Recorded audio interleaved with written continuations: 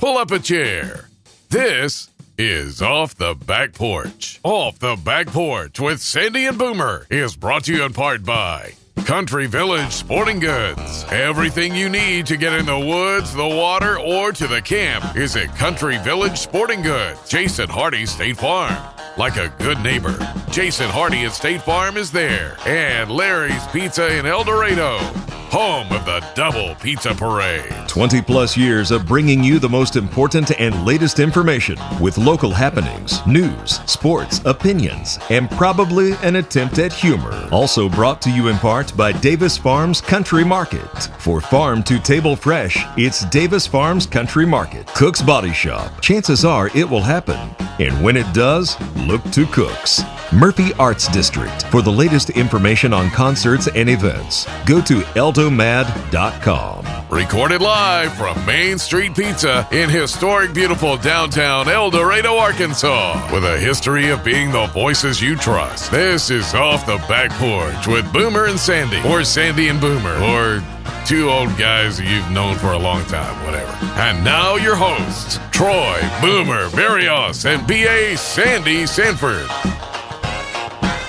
Hey, and welcome to another edition of Off the Back Porch with Sandy and Boomer here at our favorite place, and that is Main Street Pizza. Main Street Pizza, where the locals come to eat. Always good. Always good. It is. And we're going to partake here in a little bit. Yeah, we got a fresh one ordered. It'll be here directly.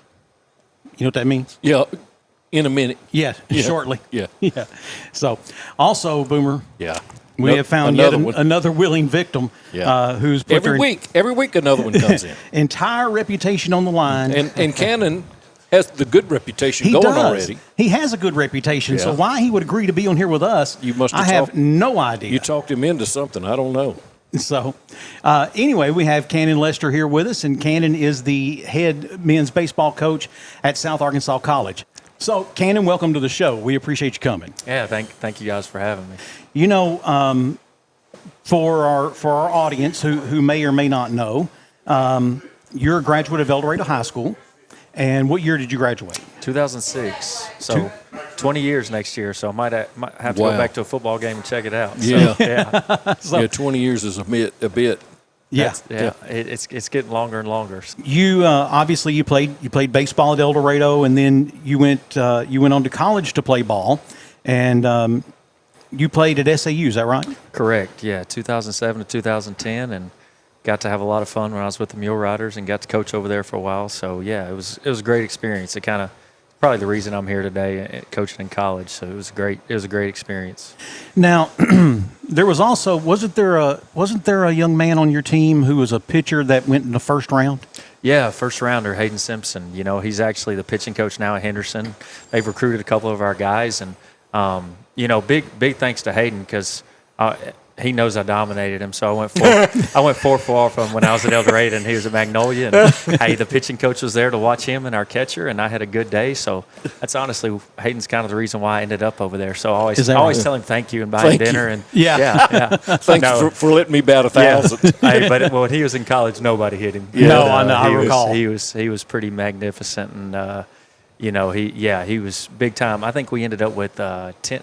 We had 8 draft picks on that team in 2010 when I was a senior. Great. Obviously led by him. Yeah, well, I mean, that's just what happens when attention gets given to a program like that. There's people who say, "Man, he could fit the bill for us at this school." At this spot or that spot. Or, of course, then leading into that, you too were drafted by the Giants, correct? Yeah, signed with the Giants there, and had a little hiccup. Had an old injury that came back to haunt me a little bit, but it allowed me to play 3 years independent ball and got to meet a lot of good people there. But yeah, I think you talk about Hayden Simpson. He opened the doors for a lot of us at SAU. We had a lot of good players, and like you said, if Hayden's not there and all those scouts aren't rolling through Magnolia, Arkansas, it's kind of hard to get to in Magnolia sometime off the interstate. But they all came to watch him pitch, and they all got to see us play. So probably a big thing. We probably owe a lot bigger thanks to him than we would actually give him credit for, at least to his face. Not out openly. No. I remember there was a game. Incidentally, I have a ball that he signed. Ken Sibley got it for me, but Ken was telling me he went to a game and there was a pro scout there and he had his radar gun, and he was looking. He wanted to set it down. And he was looking around, and Ken says, "We all know why you're here. You can sit there next to your wallet. They'll both be here when you get back. We can promise you no one is going to touch that." Yeah, that's right. Yeah. Ken and Charles Tripp and some of those others, they used to give those umpires heck all the time down there. Oh, I'm sure. Yeah. Oh, yeah. I'm sure. So, which, you've probably never given an umpire a hard time. Never. I have. And so I've been thrown out of just about every ballpark in America, and it's okay. Yeah, I think Mr. Billy's got some stories about you back at the boys' club. So he has one. He has one. Evidently, I still hold the record for the quickest ejection. Well, he's having kids holler, "Kill, kill, kill." Not quite, but I almost. did get tossed in the first game of the season. Just setting the tone forever the rest of the year. Yeah. And here's the bad part. It was totally a miscommunication, and plus I am legally deaf, so I'm 85% deaf in my left ear, 90% deaf in my right ear. So if there's any other noise going on, I can't hear. And so you have a young umpire who evidently barked at me in a way I didn't like, and I turned around and barked back, and it was on, and I went to him later. No, really? And apologized, and told him, I was wrong. I was wrong, and I should have. You ought to try that sometime. There's no fun in that. Yeah.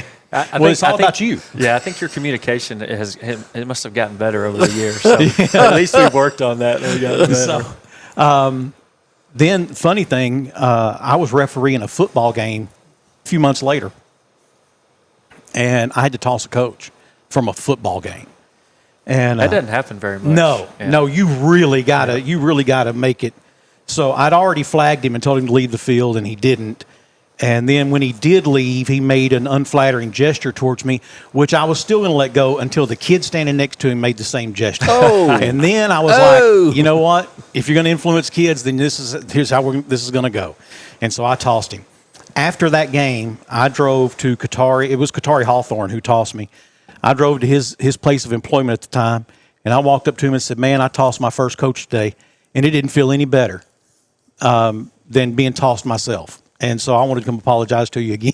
Yeah, Qatari, he's a great dude. He's a good dude. Oh man, yeah, he's fabulous, and we've developed a great friendship over the years, and I count Qatari as one of my really good friends, and he's been faithful. When it comes to like boys and girls club events, Qatari's been faithful. He's worked very hard, and now he's complaining to me. He said, "Coach, you wouldn't believe these young coaches coming in this league now. You wouldn't believe them." And I was like, "Oh, I do. I know." Yeah. So you were young once too. Yeah, and but of course, like I said, sometimes you got to get tossed. Sometimes you have to go out. You have to fight for your kids, and I have gone out before and told an umpire, I'm like, "Time, Blue." Walk out there and say, "Stick with me on this." Yeah. I cannot believe these parents, no clue what goes on in this field. Yeah. And and he's like, "Uh-huh." And I'm like, "If I don't come out here and do this, I got to answer to them." Yeah.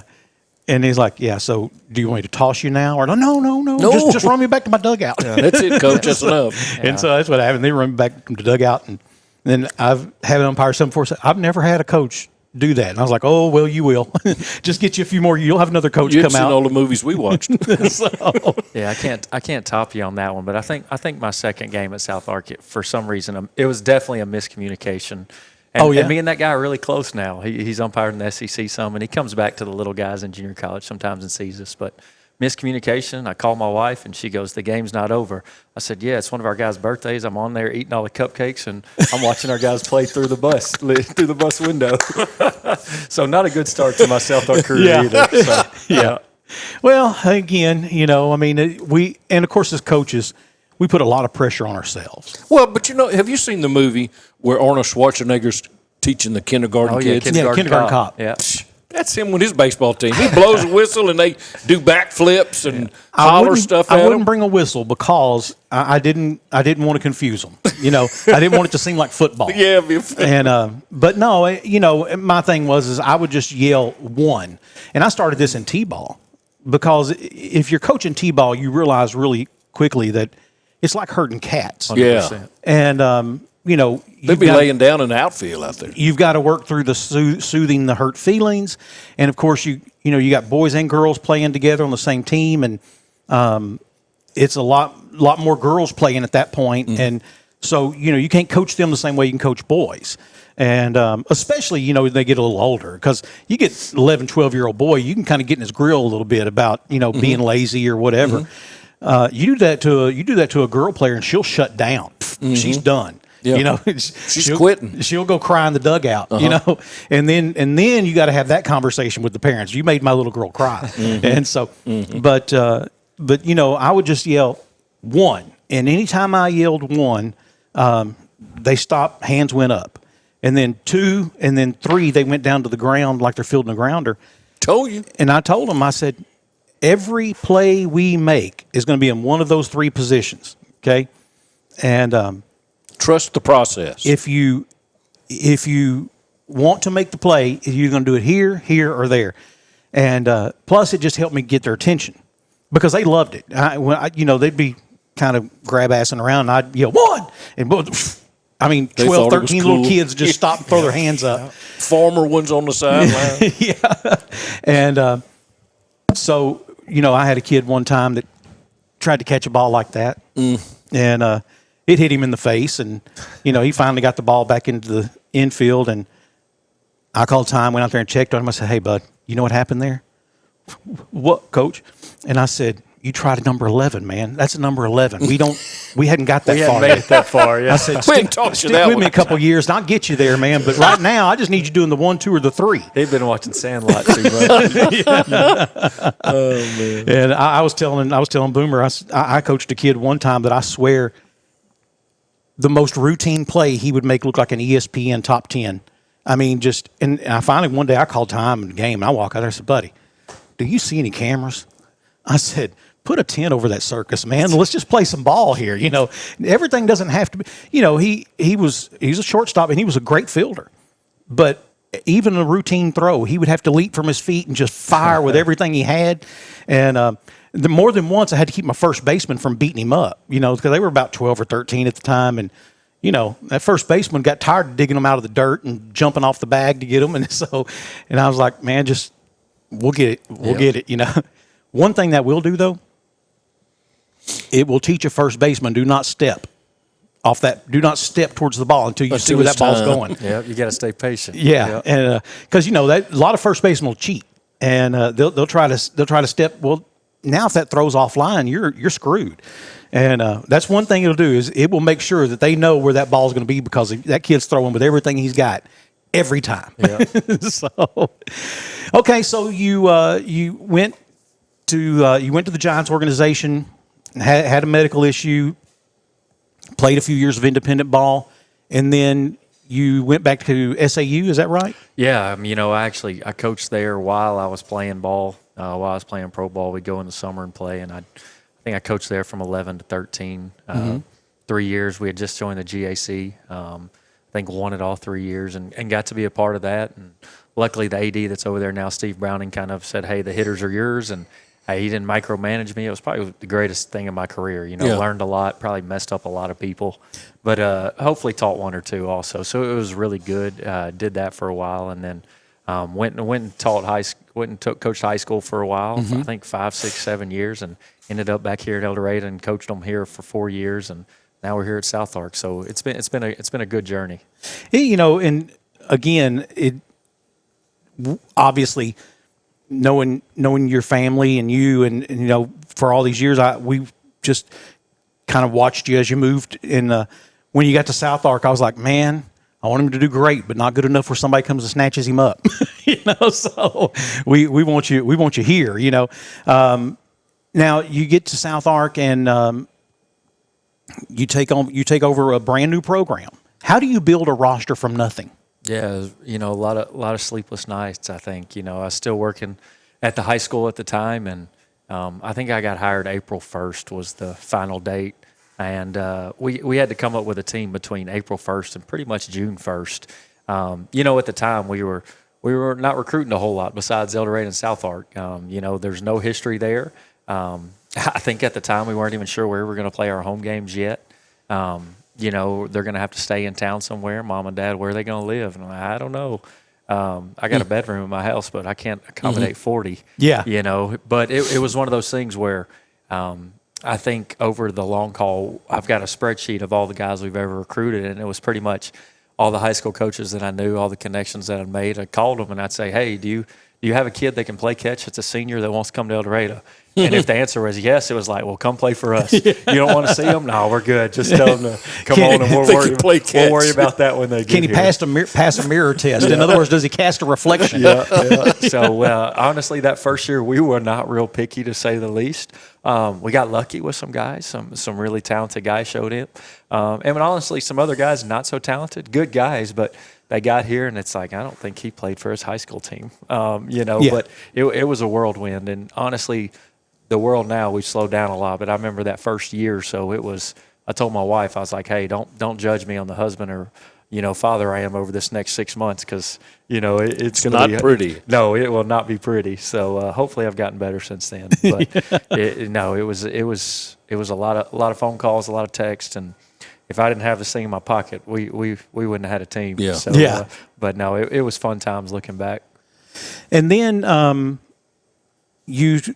what year was that you took over at South Ark? Let's see. I guess that was 21. So we did that 21. First season I guess was 22. So got going. So 22, 23, 24, and then last year we had a pretty good year as well. So we're going on year 5 now of the program, and so it feels like about 15. Mm-hmm. But it's been a whirlwind and grown a lot since that first day in April. You obviously have reached out further now than El Dorado High School and Union County and South Ark, because I got a phone call one day. I was doing some negotiations with an insurance company, and this guy calls me from Florida, and he's like, "Hey, my son lives there, and he's got this going on, blah blah blah," and he just wanted to know a little bit more about it. And I said, we talked and got him reassured, and then I said, let me just ask you, what is your son doing here? If you live, because this guy lived like in South Florida. Yeah, it's like Jacksonville. I'm not talking about like in Pensacola. Yeah. He was on over there past the turn and past the dog leg, if you will. And he's like, oh, he's playing baseball at South Ark. And I was like, oh man, that's cool. So yeah, you got you a Florida kid at one point. Yeah, huh? and that was actually the first year he came to our camp, and we said hometown or school, and he puts Jacksonville. Okay, Jacksonville, Arkansas. Yeah, not that far. Yeah, he talking and. Yeah, he starts talking, and he said something, and then I realized we had another kid from Jacksonville coming in. Mm-hmm. I said, hey, and the kid now actually coaches with, his name's Coach Burrows. Clay Burrows played shortstop and played over at SAU. I said, hey, you and Clay played high school together? He said, Clay who? And I said, Clay Burrows. He's like, I don't know him. I'm like, oh boy, this kid didn't even make his high school team. And I said, where are you from? Jacksonville, Florida. You're lost, buddy. Like, you're How did you get here? Yeah, wrong spot. But hey, long story short, his aunt worked at Murphy, and that's cool. So that was kind of how he found his way here. A left-handed pitcher, and he actually he's finishing up the nursing program here. Someone told me that recently. He's probably about to finish up maybe this semester, actually. He might have just did it. Yeah. And I think he's about to head back to Florida to work. But, yeah, he finished up. I mean, he's been here since day one. So, isn't that cool? That is awesome. Yeah, really cool thing. That is awesome. And, I mean, otherwise, how would that kid ever darken a doorway in El Dorado, Arkansas? Yeah. He had a touchstone here with an aunt. I mean, that made it a little easier. Yeah. But still got to find a place to live. Yeah. Now, were y'all subject to the same rules? Like you only had 11.3 scholarships, or? Yeah, Sandy, I wish we got that many. It'd make life a lot easier. Oh wow. On ours. And I won't get to too many specifics. That first year, we could have probably paid for maybe 2 of our players in scholarships. Now we've got a little bit more. If anybody else wants to give us some more, we would definitely take some. We'll take some donations. So no, we've got a lot more support now than we used to. And I think early on, with our administration that was here, and Bentley Wallace and Dr. Derek Moore, we got this thing started. And now with Dr. Stephanie Tully-Dartez and Dr. Jenny Sanders. I love her, by the way. Hey, they're go-getters, and they're not going to stop. And it's one of those things. if they don't understand it, they're going to go find somebody that does, and they want to make this thing as big and as grand as it can get, and hopefully we're headed that way. I'm a huge fan of Dr. Stephanie, and I've told her so, because like me, she chooses to be here. She could be anywhere. I mean, she's a doctor. She's an administrator in a university. Those jobs are available nationwide, everywhere. Yeah. And but again, like me, she chose to be here. She chooses to make this her home, and I appreciate that. And then not only does she choose to be here, but she chooses to try to make the community better and better and better with everything she's doing. Yeah, I think you look at her background and what she majored in college, and it's like nuclear physicist. It's not that, but it's something similar to that. Hey, she's definitely the smartest person in the room in every room she walks. It doesn't matter what room she walks in. But I think the good thing is, a lot of people have used this job as a stepping stone, right? And she I don't think she ever had it in her realm to be a president. That wasn't what was on her mind. She worked her way up in the college, and she wants to make it better. And I don't even know if she wanted to take this job at the time, but she realized she had seen every part of this university. She knew what she needed to do, and man, she's taken over. Thing after thing we've done at the college. How fast we've grown it. Just in her short time that she's been at the helm. And I'm excited to see where else that leads in the future. In a town like El Dorado, unfortunately, golf pros, DJs, teachers, administrators, most of the time you either get someone on their way up or on their way down. You rarely get someone who's going to get here in their 20s or 30s and then be here for 20, 30, 40 years. It's just that doesn't happen in towns this size most of the time. So when you do get those people and they're competent, you're excited. And every time we would get a new golf pro out of the country club, be like, yeah, he won't be here long. If he's any good, he will. Yeah, he's good, and he's smart, and he's polite, and he knows every member's name, and he won't be here long. So I used to think that it used to be a requirement to be a golf pro is you had to hate playing golf. That it was, or be a jerk. That was the other thing. I'm not mentioning any names. A golf snob. But man, we've had a few. In town that are a couple anyway who were just jerks. So. Well, I've got two questions that just a novice would ask because they've driven up and down the avenue. When is the baseball field going to be ready? That's a great question. I just drove past it today, and they're really starting to move stuff, which is, exciting, really exciting. This is my excited face, and I can't hold it in. But we're set for next October to be finished and to hopefully be moved in, and that would let us open it up for, spring of 27 there, play one more year out at the complex. And they've been great to us out there, and Alex is doing a great job out there. She's sharp. She lives across the street from me. She's sharp. She's taken it and she's ran with it, and it's been run great. And she helps us in any way we can, and we're really thankful for the city that they, this thing wouldn't be built. I don't know if the dorms would be built. I don't know where we'd be if they didn't allow us to play out there. We had to run to this field or this field, and it's like, hey, y'all have it, and then if y'all aren't on it, somebody else is on it, and they've done a great job of giving us access to that over the last 5 years now. But yeah, next October, and I don't really want to wish time ahead because I want to stay with this team and what we got. But, man, I know when next October comes, it's going to be a fun time. Well, and you may have heard, may not have heard, Sandy and I came up with something that we want to do. Yeah, we feel like and I'm glad Heath is here because he can help us. He can help us make this happen. I think this is a great opportunity. And what we want to do is, so I believe. Where are the grandstands going to be? Yeah, at the corner? Where is home plate? Is it going to be out towards the avenue? So home plate is going to be kind of towards one church right there, kind of in that corner. Okay. So that's going to be the right field line out towards the avenue. Right field line is going to be, Hillsboro right there. What we want to do is get a set of seats up top that swivel so that between innings for entertainment, we can spin around and watch all the wrecks at the roundabout. Look at the traffic circle. Yeah, because there's no way. There's not going to be wrecks. There's not going to be a ton of wrecks right there. Boomer, I hope it's next October, but I can promise that field's going to be done before that roundabout's done. I'm afraid I can make you that promise. If there's any government involved, it's going to be at least in the field first. Well, what about the dorms? Dorms are coming along great. Hey, they are moving along quickly, and they've got the housing application going right now, and I know Heath and Casey Rapp, he's our director of student life. They've been dealing with that, and really excited about that. That's going to, I think everybody, we talk about it in junior college. Heath does a lot of recruiting. I do a lot of recruiting. Just away from baseball, just general students, and they want they want the student experience. Yeah. Hey, and there ain't nothing like a dorm to experience that. And I tell everybody when I stayed at Green Hall at SAU, it's the oldest dorm over there, and besides a couple days, I loved every second of it. You know, being with 20 guys, baseball players on the same floor.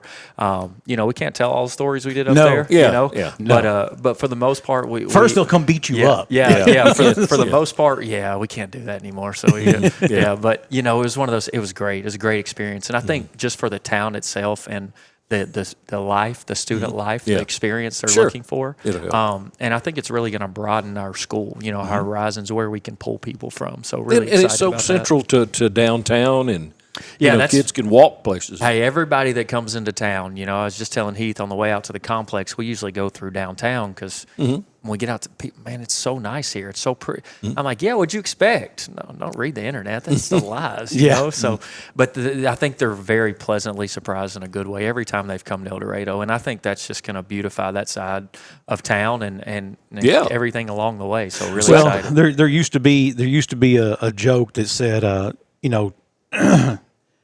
East Hillsboro, there's nothing that 2 tornadoes and $10 million wouldn't fix, and you're right. It's going to help beautify an area of town that's been neglected for far too long.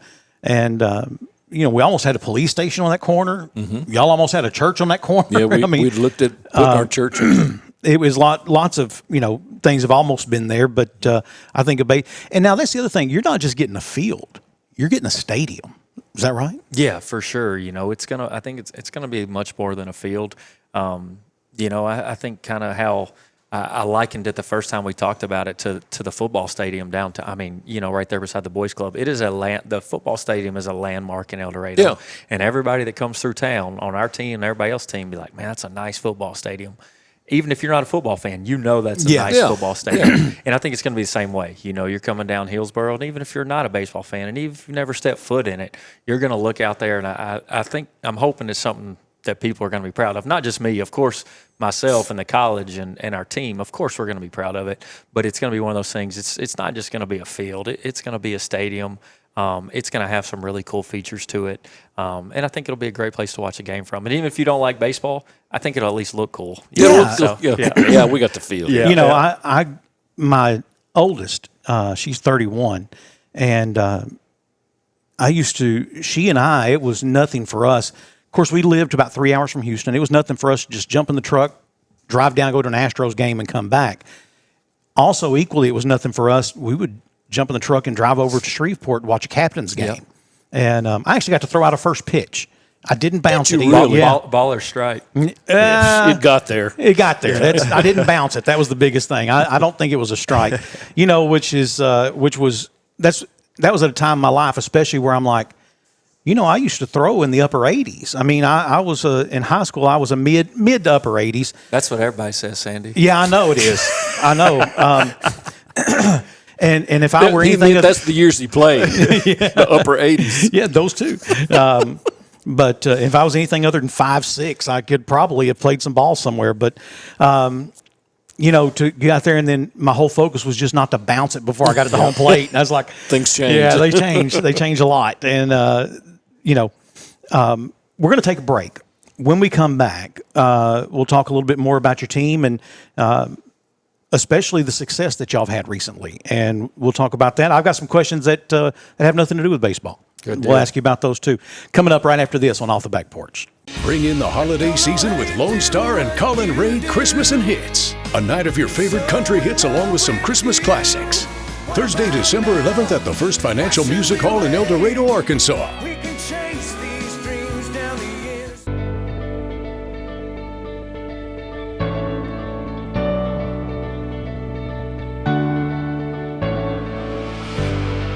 Rated the #1 course in Arkansas by Golf Week, Mystic Creek is truly a hidden gem, complemented by a modern clubhouse, complete with panoramic views. It also features a fully stocked pro shop and Mystic Grill serving contemporary American cuisine and Southern classics. Mystic Creek promises an unforgettable experience.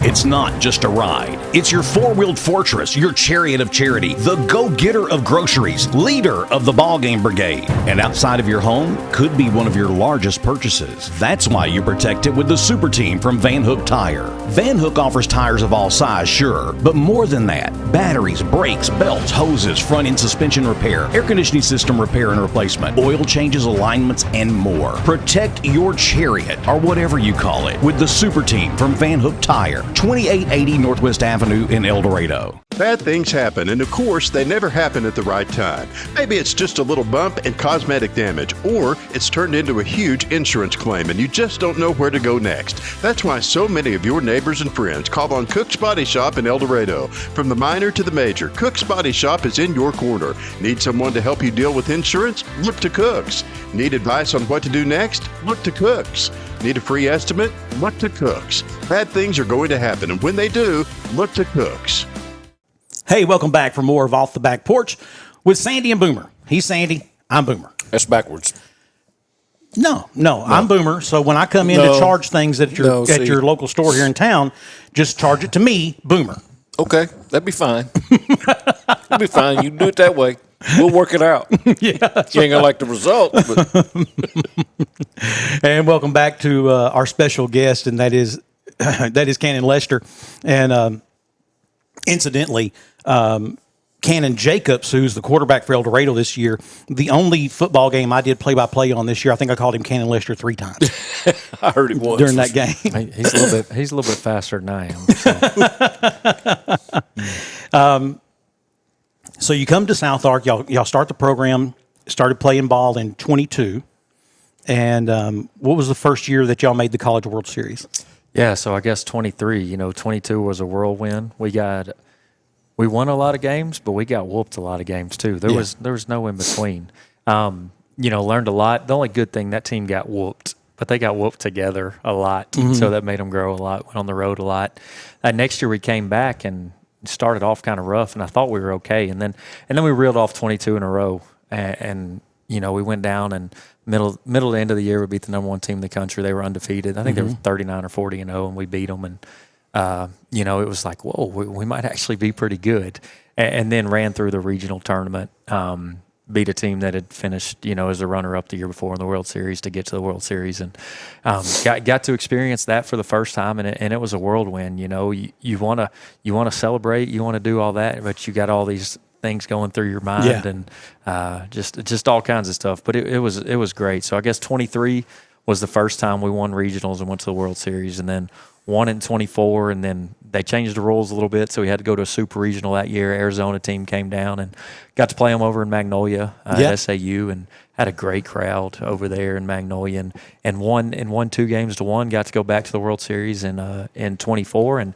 I thought that team had a legit chance to win the World Series. I did too. Our first year, we were happy to be there, and we went 2-2. And then the second year, I was like, okay, we're ready now. We're not there just to celebrate it. We're there to win it. And ran into a tough team, and East Central that we had opened the year with earlier in the year out of Mississippi. Mississippi JUCO is kind of the standard in junior college baseball at our level, and ran into them and lost 6-4. And I think we were one position playing away from being in the national championship. And then, honestly, last year's team didn't go to the World Series. We won the regional and lost 2-1 in the super regionals down in Arizona. I didn't realize that. I thought y'all went. Okay, I didn't realize that. Yeah, we won regionals 3 years in a row, and then went 2 years in a row, and then last year, honestly, our most talented team, and it wasn't even close. I thought it the team that played the best together, and it came down to the last out, and we had 3 chances to get the last out with the 2-run lead, and we blew it. So really, I'll tell you, there's a really long bus ride home from Arizona after games like that. Yeah. But, it was a great run, and I really liked that. Last year's team was one of my more enjoyable teams. So it was a good run with those guys too. And I don't know why baseball is that way. Man, it's just like crazy becomes contagious out on the field. And, look at the Razorbacks in Hoover last year. Or not in Hoover, in Omaha. It's just like the wheels just fell off. Yeah, and it was very similar to that. You need 3 outs, and you know it and for some reason it turns into 6. That ninth inning changes. It shouldn't, It but does. It's a different type of out. But I've been on both sides of that. I have coached teams that we were down 3 going into the last inning, and somehow or another we pulled a win out of the air. I mean, just still can't tell you how that happened. But I've also been coached that team that just everything that could go wrong, every bad decision that could be made was made. And I had a parent ask me after a game one time, said, "What happened, Coach?" And I said, "Have you ever come up to a fork in the road and every time you come to it, you take the wrong one?" That's what just happened. We just made bad decision after bad decision, not getting the lead runner or trying to turn 2 when we didn't need to, and there wasn't much of a chance with that fast little Dominican kid that was running, or whatever. But just always something like that. And I've been on both sides of it. So I'd like to say that it evens out. So you've got one of those coming. Yeah. I think we've had some luck on our side too, and it takes some luck to get to those spots. And my uncle, he owns United. Rod Mills, a great man, but probably one of the best coaches I ever had. But he said, "Airs come in grapes." You know what I mean? So once you make that first one, you better be careful because here comes some more. Yeah. That kind of that. And that's of course, the way baseball goes. he's a guy who does know plenty of baseball. He does. He does that. There's very few kids. There's very few men in Union County today who played at any level beyond the boys club that don't go back and say, "Man, best coach ever had was Rod Mills." Yeah. And I hear that about Billy too. And Billy, I was umpiring a game, and let me just tell you, he's no easier on me than I was on any umpire. And it's not just me, but I mean Billy get after an umpire pretty quick. Hey, if anybody wants some comedic relief, they can just come to Field 4 at the complex, and you can hear Mr. Billy talk to umpires, and he can dish it out with the best of them. That's so funny because he's so old quiet. and senile now. No, not anymore. He's past so he's he doesn't hear well either. So whatever he thinks comes out, and he doesn't realize how loud it is. Yeah. And it's like, you said that out loud. Oh, but no internal monitor. Yeah, no, but he comes out there and watches her practice, watches play all the time. So, I was going to ask you, does Billy participate with you in any? Does he help you with any aspect of the games? No, we would get into it a little too much if that was the case. He drives his little truck up to the complex. Luckily, Alex hadn't kicked him out of there yet, so he doesn't have to get out, and he's got that VIP parking. He just watches practice. Now a game, he'll park in the parking lot, but he's out there practice days, game days. It's all the same to him, so he enjoys it. How many siblings do you have? A lot. Yeah, so I've got 3 brothers and 3 sisters, and so I think that was obviously a big part of me being raised, and the boys club raised us, and talk about that a lot. Got to speak at the Youth of the Year banquet a couple months ago, and you really look back on your time at the club, and at the time you think you're like, man, all these people get to stay home with the babysitter. No, our babysitter was the boys club. Mm-hmm. We spent more time up there than we did at our house. Of course. So, but looking back, it was the greatest thing ever, and we saved a lot on babysitting too. With 4 or 5 kids around that age that need to be babysitting, we just took us up there, and Dad took us to work, and we stayed up there from 8 o'clock at night, or 8 o'clock in the morning to 8 o'clock at night, and that was normal to us. Everybody else thought that was cool at the time. I didn't realize how much it probably molded me, but looking back, it was probably one of the greatest things I could have done as a child. Got really good at pool.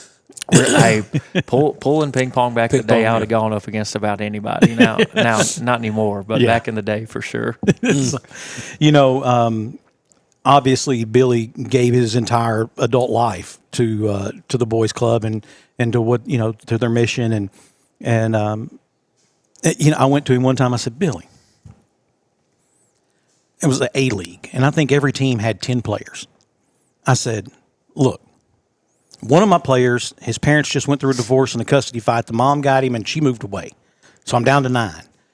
And I got one kid that showed up practice, and he doesn't know if he's right-handed or left-handed. And I'm serious. I mean, he's like, well, I was going to get a glove, but there was different ones. There was one that could fit on this hand or this hand.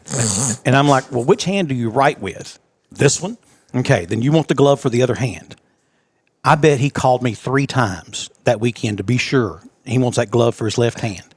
And I was like, he said, my mama said I'm right-handed, so I need to. I said, yes, if you're right-handed, that means you're going to throw with it. Yeah. You want that glove on your left hand. And, boy, he was confused. But I said, Billy, I've got 9 players, and one of them can't play dead in the Western. I said, if I can find one kid that can come play, can I have him? Do I need to run him by the other coaches? And he's like, no, that's fine. Get you a kid. So I reached back to a kid that had quit playing ball in B League, and he he'd played a little travel ball after that, but then wasn't playing baseball at all. And I just called him and asked him if he'd come pitch for me. And he was like, now it's just for you. He said, I don't want to make all-stars or anything. And I was like, yeah, it's just for me. And he's like, okay, I'll come play. That kid, he played for me a couple years in C League. And, man, it was the weirdest year because we had so many rainouts that this kid started like 90% of our games as a pitcher because they only had 6 innings a week. He could only throw 6 innings. And so I'd have him for this game, and then I don't know what I'm going to do for the next one. I had another kid that could throw strikes, but he couldn't break glass. But we had so many rainouts and games being moved around. Anyway, I put this kid out there one Saturday morning. We had to play, and we get to the 5th inning, I guess it is, and I think we only played 5 or 6 innings. And my assistant coach leans over and he says, you realize he's throwing a no-hitter? I was like, yeah. He said, you going to say anything? I said, no, you don't say anything to him. He strikes that last kid out. He comes walking off the mound and says, hey, coach, I got a no-hitter going. He knew. And then he goes out the next inning and, strikes out the first 2 kids in 6 pitches. The next kid, who is at the bottom of their lineup, you don't expect this kid to hit the ball at all, cranks one. And just out of sheer self-preservation, my second baseman throws a glove up and catches it. And that's the ball game. There you go. And so he saved his no-hitter. He didn't jinx himself. Yeah, didn't jinx himself. But and my son threw a couple of no-hitters. The funniest thing was his first no-hitter he threw, we lost. We lost that game 1-0. And the second no-hitter he threw, we won 1-0. And that year we had he and another young man were the 2 best pitchers in the league. There was no question. And so that was fun to watch them duel with each other that season. I love baseball. You can tell. I mean, again, my dad was a professional ball player and then worked for the Astros organization, and I just grew up watching baseball all the time. And when I wasn't, like if I was with my grandfather and my grandparents, we would listen to baseball games on the radio. And that was another biggie for me. I still love, even if a Razorback game a baseball game is on ESPN, I want to listen to it. I'd much rather. Now it'd be better if Chuck Barrett was still doing games. Yeah, Chuck was the best play-by-play guy for baseball I've ever heard. But nothing against Phil Elson. It's just that bar set pretty high when it was Chuck Barrett, But anyway, I love baseball. I think it's a great game. I think baseball teaches a whole lot more than just a sport. Football's violent, and there is a thought process that maybe football teaches violence. I don't particularly think so, but baseball, to me, it teaches leadership, yet the ability to follow. It teaches camaraderie, yet the ability to stand alone. I just always thought that baseball teaches so much more than just a game. And I guess that's why I like it so much. Or maybe because I like it so much, I just see it that way. Yeah. You were obviously raised in it, so it was part of you. And yeah, I just think mentally people don't understand the game of baseball, how mentally taxing it is. When stuff starts to go wrong, and stuff starts to go wrong in football, you can just go hit somebody, and it's fit, and you can take it out and it's over with. But mentally, baseball just keeps compounding, and I think that's the beauty of it, and that's the hard part about it is you can be, you don't see, all those guys that are going to be in the Heisman Trophy this weekend. Those guys are good every week. Baseball, you can't be good every day. No, and you're going to have a slump. In other sports, you can be good most every day. Golf and baseball, not so much. Yeah, mentally, they're just so taxing, and so I think that's probably the biggest separator is not the physicals, it's the mental side of baseball. Yeah. When I played in high school, which is obviously the last time I played any organized baseball. But I was a pitcher and a third baseman, and I know I'm not the fastest guy. I'm not fleet of foot. So I had learned very early on how to watch that batter, where he's standing in the where he's standing, there at the plate? Is he back in the batter's box? Is he up at the front? Is his stance open? Is it closed? Knowing the proclivity of what my pitcher likes to throw, is my guy throwing heat or is my guy throwing off-speed stuff? And try to calculate, where's this guy going to hit the ball? Because sometimes it was just that step that I needed to be able to make that play. And so as a coach, I've still done the same thing, and I would whistle at a left fielder and be like, that way 4 steps. And so many times ball would get hit, and the kid never have to move. And I've had assistant coaches and parents ask me, said, how do you know? And I'm like, man, because when you're slow as me, you got to know where that ball's going to go. Yeah. You got to be part magician, That's a good feeling when that works. Now, when it goes 4 steps the other way, they look like at you and I'm, why'd you move that way? But yeah. Yeah. Then you just yell at the kid for being lazy. Come on, man, get on a horse and ride it. So, Grandma was slow, but she was old.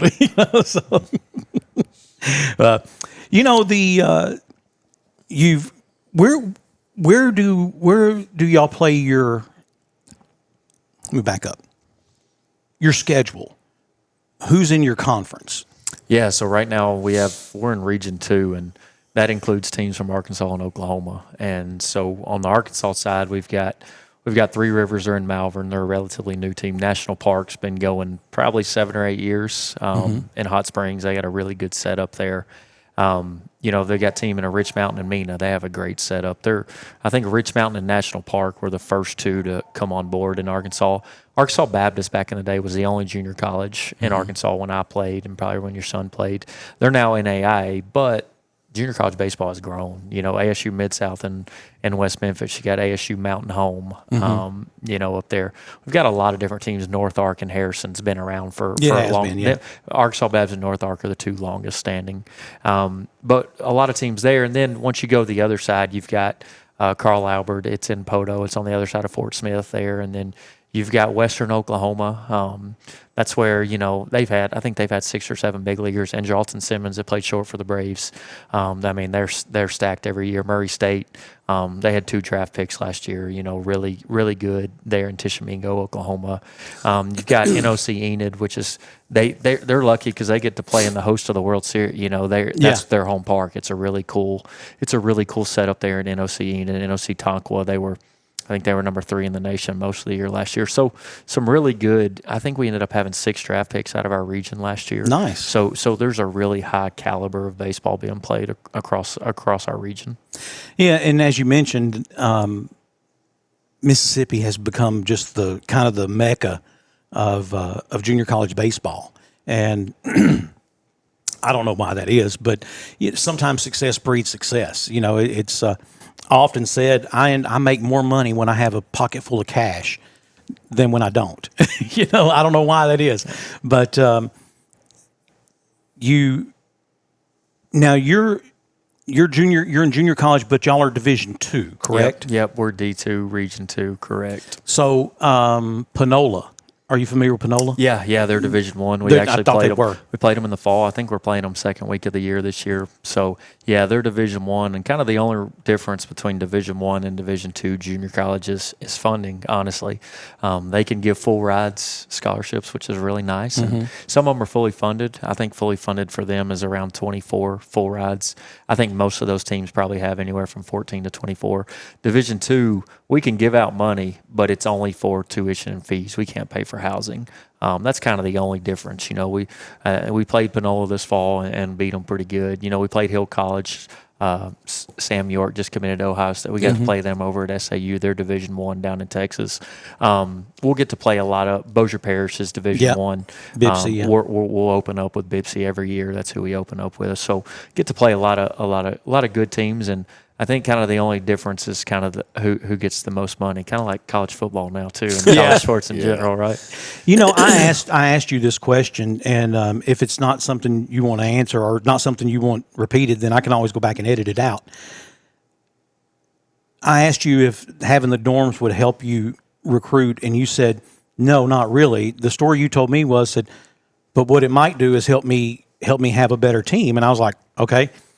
And he told me, he said, there's 4 guys living in an apartment. one of them has no business being on my team, but I can't cut him and send him home because he's a quarter of the Yeah, rent at that place. He has to pay the rent. He has to pay the rent, and if he's not there, then these other guys have to pick up Yeah. the rest You of got it. a good memory. Yeah, well, Yeah.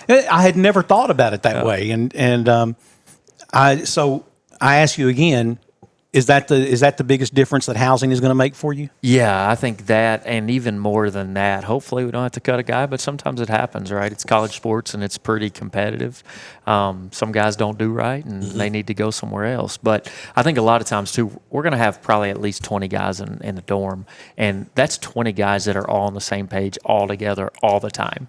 That's good and bad, but I think it gets you really close. Now, if there's that one or two guys you can't stand, like, you might just want to stay away from them. But, when we leave practice, when we leave weights, when we do all that stuff, they're not going to their house, to their room. Yeah, they might go to their room, but there's another roommate, and then 5 feet down or 10 feet down, there's another 2 baseball players. On this side, there's another 2 baseball players. In the cafeteria, there's 20 baseball players. And I think that's going to bode well for our camaraderie and bringing guys really close together. So I'm really excited about that part of it. I think so too. I think that's going to be, like you said. I mean, having those guys all there together all the time is good and bad, but more good than anything. It's also an accountability factor. It's a little more controlled environment there. Yes, but if these 3 or 4 guys live over here in an apartment, and another guys live in the other side of town in an apartment, and then 3 or 4 guys live in a house over on that side of town, it's not easy for them to all get together.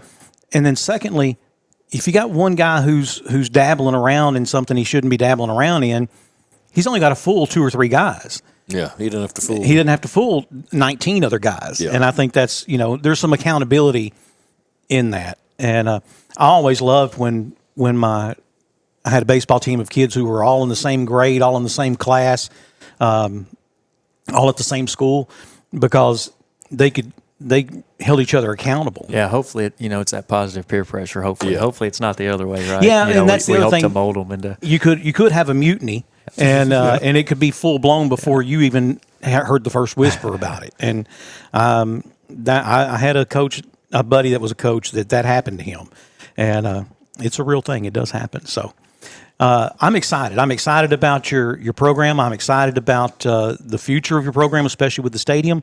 And I think that's going to be awesome. I think we've got a lot of great days of baseball ahead of us. So let me ask you this. 15 years from now, Cannon's got the dream job of a lifetime. What is it and where is it? It's a great question. I think there's a lot that probably goes into that. And if you would have asked me that 10 years ago, obviously the answer would be totally different now. Yes. But I think too, having, I've got an 11-year-old son, and then I've got he's about to turn 11. My wife will get me. He's not 11 yet.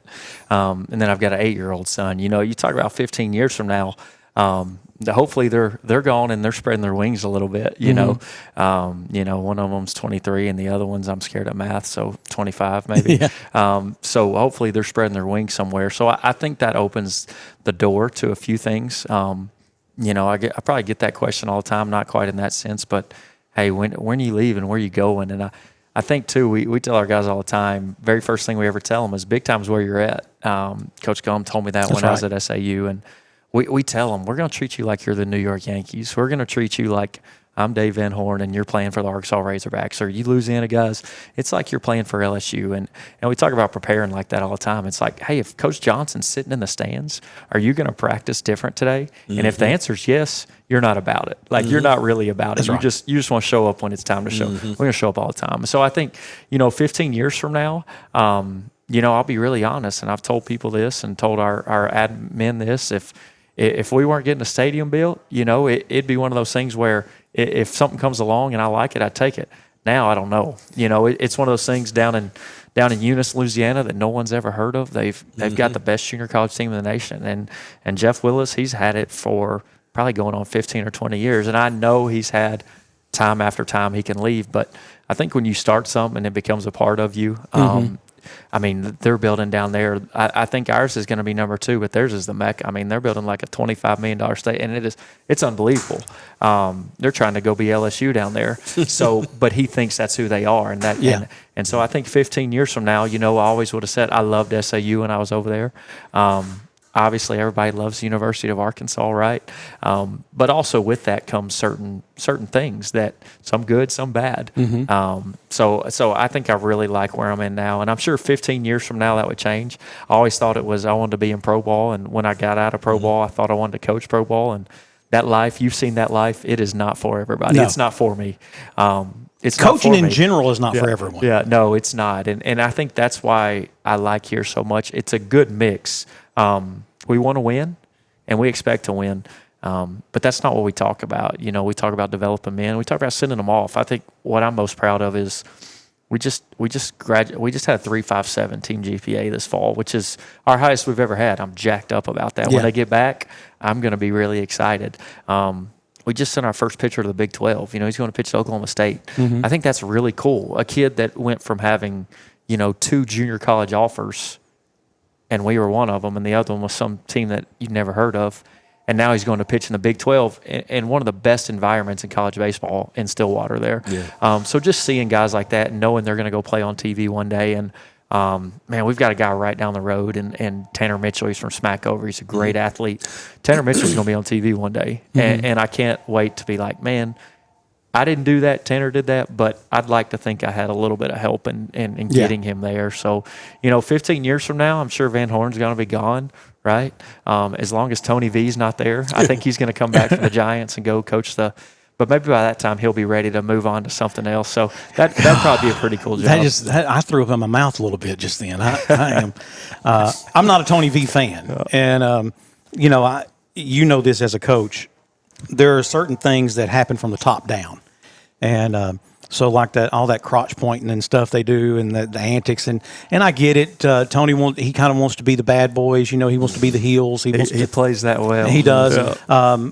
But I think you can do that as well without making an ass of yourself. Act like you've been here before. Yeah, and and then you also hollered at my coach, and that's and now I know DVH has said, hey man, that's just baseball, and I'm over it. I hadn't thought anymore. Well, I'm glad you're not thinking about it, but all the rest of us are. Yeah. My oldest son and I, we were in Florida. We're playing golf at this course that neither one of us had any business being on, and because it was expensive. But the starting marshal comes to me and said, Mr. Sanford, we have you scheduled tee off at 11:50, and all that's good. He said, there's a huge group behind you. Don't worry, they're not going to catch you, even though they're hitting from the gold tees in the front. He said, we call them the Dead Pecker Club. He said, they're going to spend all their time arguing over bets. And he said, the problem is there's one guy behind them, and they're not going to let him play through. I can tell you, we know those guys are not going to let him play through. Do you mind if we move him up here with you? I was like, no, that's fine. And I said, as long as he don't care what we play, like I've never seen this course. And he said, well, he's from out of town as well. But now he's played here 3 times this week. Today will be his 4th time to play here, but maybe he can help y'all out a little bit. I said, okay. So he comes up. We all tee off on number 1. And I don't know, somewhere around the putting green at number 1, we finally start introducing ourselves. And his name was Jeff from Georgia. And that's how he spoke, I said, well, Jeff from Georgia, what do you do? He said, not a damn thing. And I was like, so you retired? He's like, yeah. I said, what did you do? He said, I was the head baseball coach at the University of Georgia. And I was like, oh. And he said, where are y'all from? I told him, and he said, Razorback fans? I said, oh, yes, sir. And he said, I don't know how Van Horn hasn't won a national championship. He said, I just don't. He said, I realize you have to be lucky. He said, but there is no one out there who can recruit baseball players like Dave Van Horn. And I told him the same thing I tell Boomer. I said, Dave Van Horn's worst enemy is not Alabama or LSU.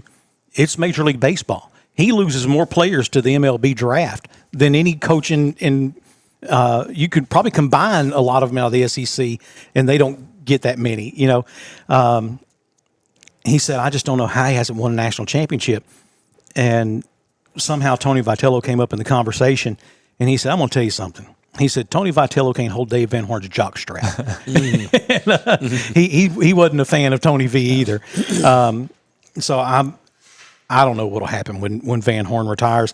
I shared this with Boomer. There is a conspiracy because Arkansas has the absolute cupcakeist of schedule, if that's a word, cupcakeist of schedule in baseball this year. They do not play LSU. They don't play Texas A&M. They don't play Texas. And there's another maybe it's Alabama. There's another powerhouse in Did they baseball. skip Vandy too somehow? No, I think they have Vandy. Gotcha. I think Vandy's They about the only, but missed three big ones. Vandy and Kentucky, but no Texas A&M, Texas, LSU, and whoever that fourth one is. And so the conspiracy is that all the other SEC coaches went to the SEC and said, "Look, Dave's never going to retire until he gets to the Natty. And we're tired of watching him limp into Hoover, beat up and banged up after having to play us throughout the schedule. Let's give him a little bit of an easier schedule so he can fly on into Omaha and be rested up and win this thing and bring it back. And then let's throw him a big retirement party so the rest of us can have somebody to recruit." Yeah, obviously he does something really good. It'd be a fly on that wall. Mm-hmm. But I think too, what they have to recruit to, and the people don't realize. I think Arkansas fans do because a lot of us are Arkansas fans. But it's one of those things. There's no pro sports here. Right. Even LSU, they're a huge fan base. They still got the Saints. They've still got they still got other things down there. There's nothing when it comes to that magnitude. And so I think we're as far away from Fayetteville as you can get, pretty much, right? Uh-huh. And then you go walk downtown, and 8 out of 10 are going to be Razorback fans. The other 2 are probably going to be LSU fans. That's right. So it's just one of those things where just the support they get it's unwavering. There's a lot that comes with that. There's a lot of pressure that comes with that. A lot of expectations. Yep. And, I love shows like Drive Time Sports and some of those caller-driven shows. But at the same time, I think, why would any kid ever want to come to Arkansas if they had to hear you talk about that team the way you just talked about them on this statewide show, and talk about callers, not the hosts. Yeah. But, man, let Arkansas baseball lose a series, and all of a sudden the world's coming to an end. You hear all the groaning and complaining over the football team, but it's a lot of the same ones that call in. It is. But boy, let them lose a series, and I just hate to tell y'all, there's been very few baseball teams who went perfect throughout the year, and I don't care what level you're talking about. Yeah. And then never lost a game, never lost a series. It just doesn't happen. I think it was 1997. The Astros were 10 games out of first place at the All-Star break, and then came roaring back at the end of the season and made the wild card. And of course, a few years later, made their first World Series, and then was swept by the White Sox. But baseball it's a game of attrition. It's one of those that you can't pay attention to what happened yesterday. Now, you have a pitcher who has 3 bad starts in a row. That's a problem. Yeah. But I watched Nolan Ryan get shelled for 10 runs in the first inning in a game one time. The Braves, man, they just beat the – and why you leave him out there to get shelled for 10 runs, I'll never know. But they did. And, they would never do that anymore. About that 3rd or 4th run, they're yanking you from the game. But, and that was the Astrodome where hitting a home run, you had to shoot it out of a cannon. It was – but it happens. And as far as pitchers go, there's never been a better one than Nolan Ryan. So it is a game. There's going to be slumps. Like you said, it's a lot of mental stuff to it. And you have to be able to weigh that. Yeah, so for me, I'm coaching a kid. I want him to be disappointed that he missed that ground ball that would have been the 3rd out of the inning. I want him to be disappointed, but I don't want him to be devastated. I don't want him to, think, God, I let the whole team down. That's not the case. All we got to do is just keep playing ball, make good decisions, make good plays, and we're going to come out on top more often than we're not. And my favorite thing is I used to take those kids, especially once they got older, and I'd hold that scorer's book up at the very beginning of the season. I'd say, you see what that line is right there, that column? E? And I said, yeah, it stands for errors. And I said, you know why they put it in there? Because they're going to happen. We're going to have them. I said, but here's what we're not going to have. I said, we're not going to have lazy errors. Okay, I don't mind a hustle error, but we won't have lazy ones. Being out of position, not hustling, not fundamentally throwing a baseball correctly. We're not going to have those. And if we have those, that's a quick way for you to end up on the bench. And, that was and I had kids who learned it the hard way. And guess what? Never committed a lazy error again after that. Now, kid dives into the hole between short and second and snatches a ball up and has to rush a throw across the field and it rolls off into the dugout. I'll take that error every day. I'll take that every day because that's a hustle error. Yeah. And, obviously you don't want to commit 9 of those a game, but if you're hustling, you're not going to commit 9 of those a game. Yeah, you got to stay aggressive. It's if you play baseball passive, you're gonna be in trouble. Yeah, you're gonna lose a bunch of 2-run games. Yeah. Is what's going to happen, and I think that goes for coaches as well. One of the worst coach games I ever watched. And it wasn't me, believe it or not, but I watched another coach, and he outcoached himself. He started playing to not lose, and he made a pitching change. Now, he had a kid on the mound that they couldn't touch that entire game. I mean, he just blazing the ball past them. And he felt like the umpire squeezed him a little bit, and so the kid got pissed, and now he can't hit a piece of plywood. I mean, it's all over the place because he's mad. So they bring him out, and they get a kid up there who throws strikes. The problem is he throws perfect strikes. I mean, thigh-high, middle of the plate strikes. And definitely not the fastest kid. Well, man, they've been having trouble catching up to this kid. They're waiting on this pitch, and that he cost his team the game by making a poor decision there. He had another fireballer out there he could have put on the mound, and even if it just got him out of the inning, because he had the offense, they could have wiped him up. But it happens. You have to be aggressive, and there's a difference between being aggressive and being stupid. So I'm telling you like you didn't know that. There's a fine line there, yeah. So we're going to take another break. When we come back, I have some questions that I'll ask you and Boomer, and we'll do it all right after this on Off the Back Porch. Homes are typically heated or cooled 24/7, 365, using nearly half of all home energy. That new stainless steel refrigerator may look cool, but upgrading to the quietest and most efficient HVAC system can have much greater rewards.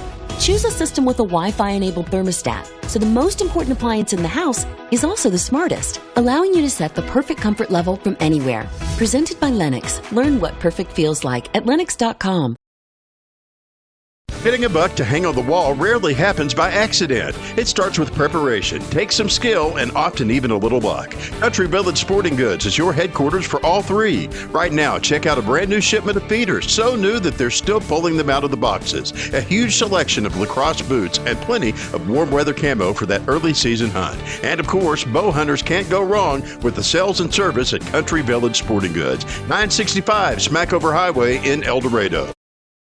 Bring in the holiday season with Lone Star and Colin Raid Christmas and Hits. A night of your favorite country hits along with some Christmas classics. Thursday, December 11th at the First Financial Music Hall in El Dorado, Arkansas. We can chase these dreams down the years. Buying this boat was a total no-brainer. Okay, I get it. You say no-brainer and the guy with no brain shows up. I'm sorry, we meant our new boat. For a new boat? You don't call me. You call State Farm. Like a good neighbor, State Farm is... There? I was gonna say that. He's right. Your State Farm agent can help you choose the right coverage for your new boat and your RV. It's kind of a no-brainer. Easy decision. All right. Like a good neighbor, State Farm is there. Hey, welcome back for more of Off the Back Porch here at Main Street Pizza, Boomer. It's always the best pizza in town. And, we warned them earlier that we had a pizza coming, and it came out. And it came. Man, it was good. It was good. And there's still some left. Yeah, well, not after we threw things. Not by the time we're done, it won't be. So, welcome back to the show. Our special guest, guys, Cannon Lester, who's here with us. He's the men's baseball coach at South Arkansas College, the South Ark Stars. And again, excited for your upcoming season. What does your team look like this year? What do you think?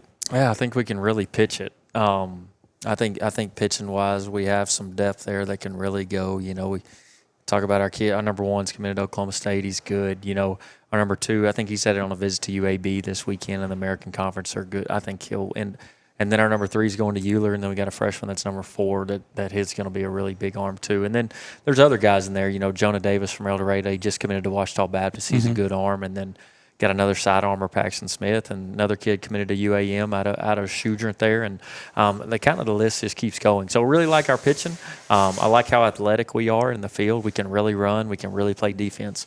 We need to learn how to hit, but sometimes hitting is overrated. Just got to score runs. That's it. And so we got to learn how to score more runs. Hitting will come; it comes and goes. But we got to manufacture some runs. But I really like our pitchers and our defense for sure. That's better than when I was a kid and my dad was my coach, and they'd say, "Coach, what do we look like?" He said, "Well, what we lack in pitching, we also lack in hitting and fielding, and what we lack in size, we make up for with a lack of speed."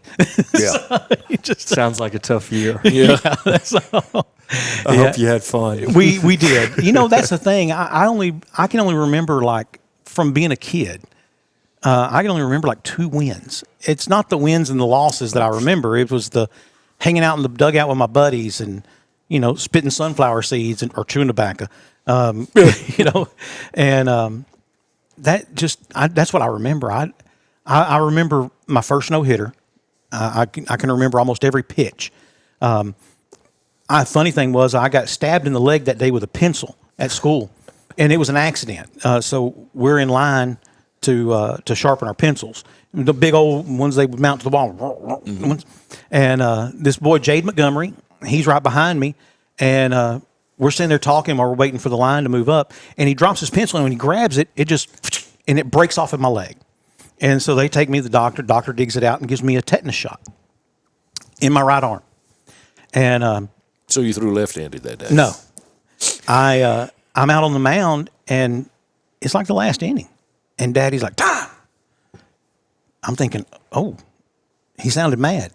And I walk over to the third base line, and he walks up to the third base line. He said, "Don't cross that line."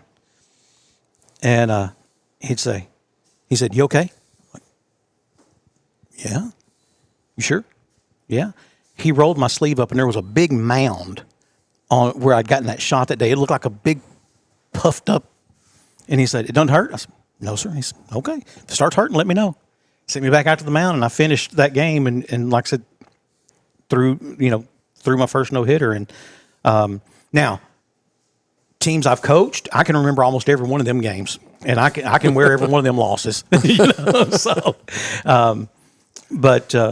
then the funny you said kid out of Shudrint. I once did play-by-play on a baseball game from a payphone across the street from the Shudrint baseball field, and you couldn't see in the field, so I had a kid standing on top of my truck, and he would tell me what was happening in the game, and I was relaying it by payphone back to our radio station down in Northwest Louisiana. That's a good one. Yeah. So go give me a whole buttload of quarters. We had a 1-800 number. Okay. I think that game cost like $470. That's a good one to broadcast. And it had a delay on it too. Yeah, probably a few seconds. Because the guy. Yeah, that guy. And if I didn't know what he was the sign language. Was he sign languages or something? Well, he would be like down the middle or outside or too high or too low, and and he'd be like strike or he'd be like ball, and he'd be pop up 7, and so y'all had it figured out. Yeah, I'm over here like let's pop up to the left fielder, and then I see the ball going to right field, and I'm like, he doesn't know his 7 from his 9. It's all the same on the radio. That's right. Okay. That's right. And it's I've listened to Chuck Barrett. I've had a game on TV, baseball game, and had him on the radio, and I'm like, that is nowhere near what just happened on that field, Chuck. I used to do that all the time too, and how oftentimes they're a little bit off there, but hey, you just keep going with it. That's it. It's all good. That's it. Because again, on the radio, it doesn't matter. So, hey, what is a skill you once knew that you wish you could brush up on and do again? That's a good one. To me, it's a use it or lose it thing. It's like, so for example, I used to be pretty fluent in Spanish. Growing up in Houston, you had to be. I mean, if you're going to have a conversation, and it's one of those things that I just quit speaking Spanish one day, and now I'm real slow on the uptake. Yeah, I think mine definitely revolves around sports because that's about all I know. I'm not good at many things. honestly, I'd probably have to say ping pong. Like I was 12 years old and went about 4 years at the boys club without losing. So I just started playing left-handed. I played right-handed, so I just for a little more fun and still didn't lose. And anyways, we were 12 years old with my Uncle Rod. We won state. We got to go down to regionals, Abbeville, Louisiana, South Louisiana. Hey, you want some gator? No, I'm not brave enough.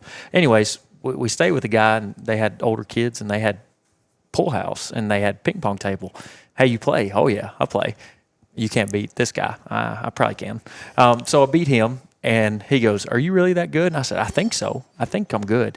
He goes, I got somebody for you to play. And I said, okay. We get in the car and we leave. I'm like, where are they taking me? Oh, wow. Where are they taking me? We show up to this guy's house. No lie. Takes us to this huge barn. There's six ping pong tables inside. Huh.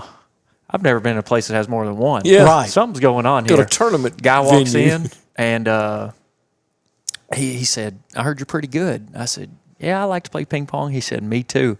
And he opens up literally this storage. Hey, he's a professional ping pong player. He'd been playing in Japan and he travels the world. And he's like, you want to play me? And I'm 12. There's no fear. And I'm like, yeah. Well, I lost 21-2.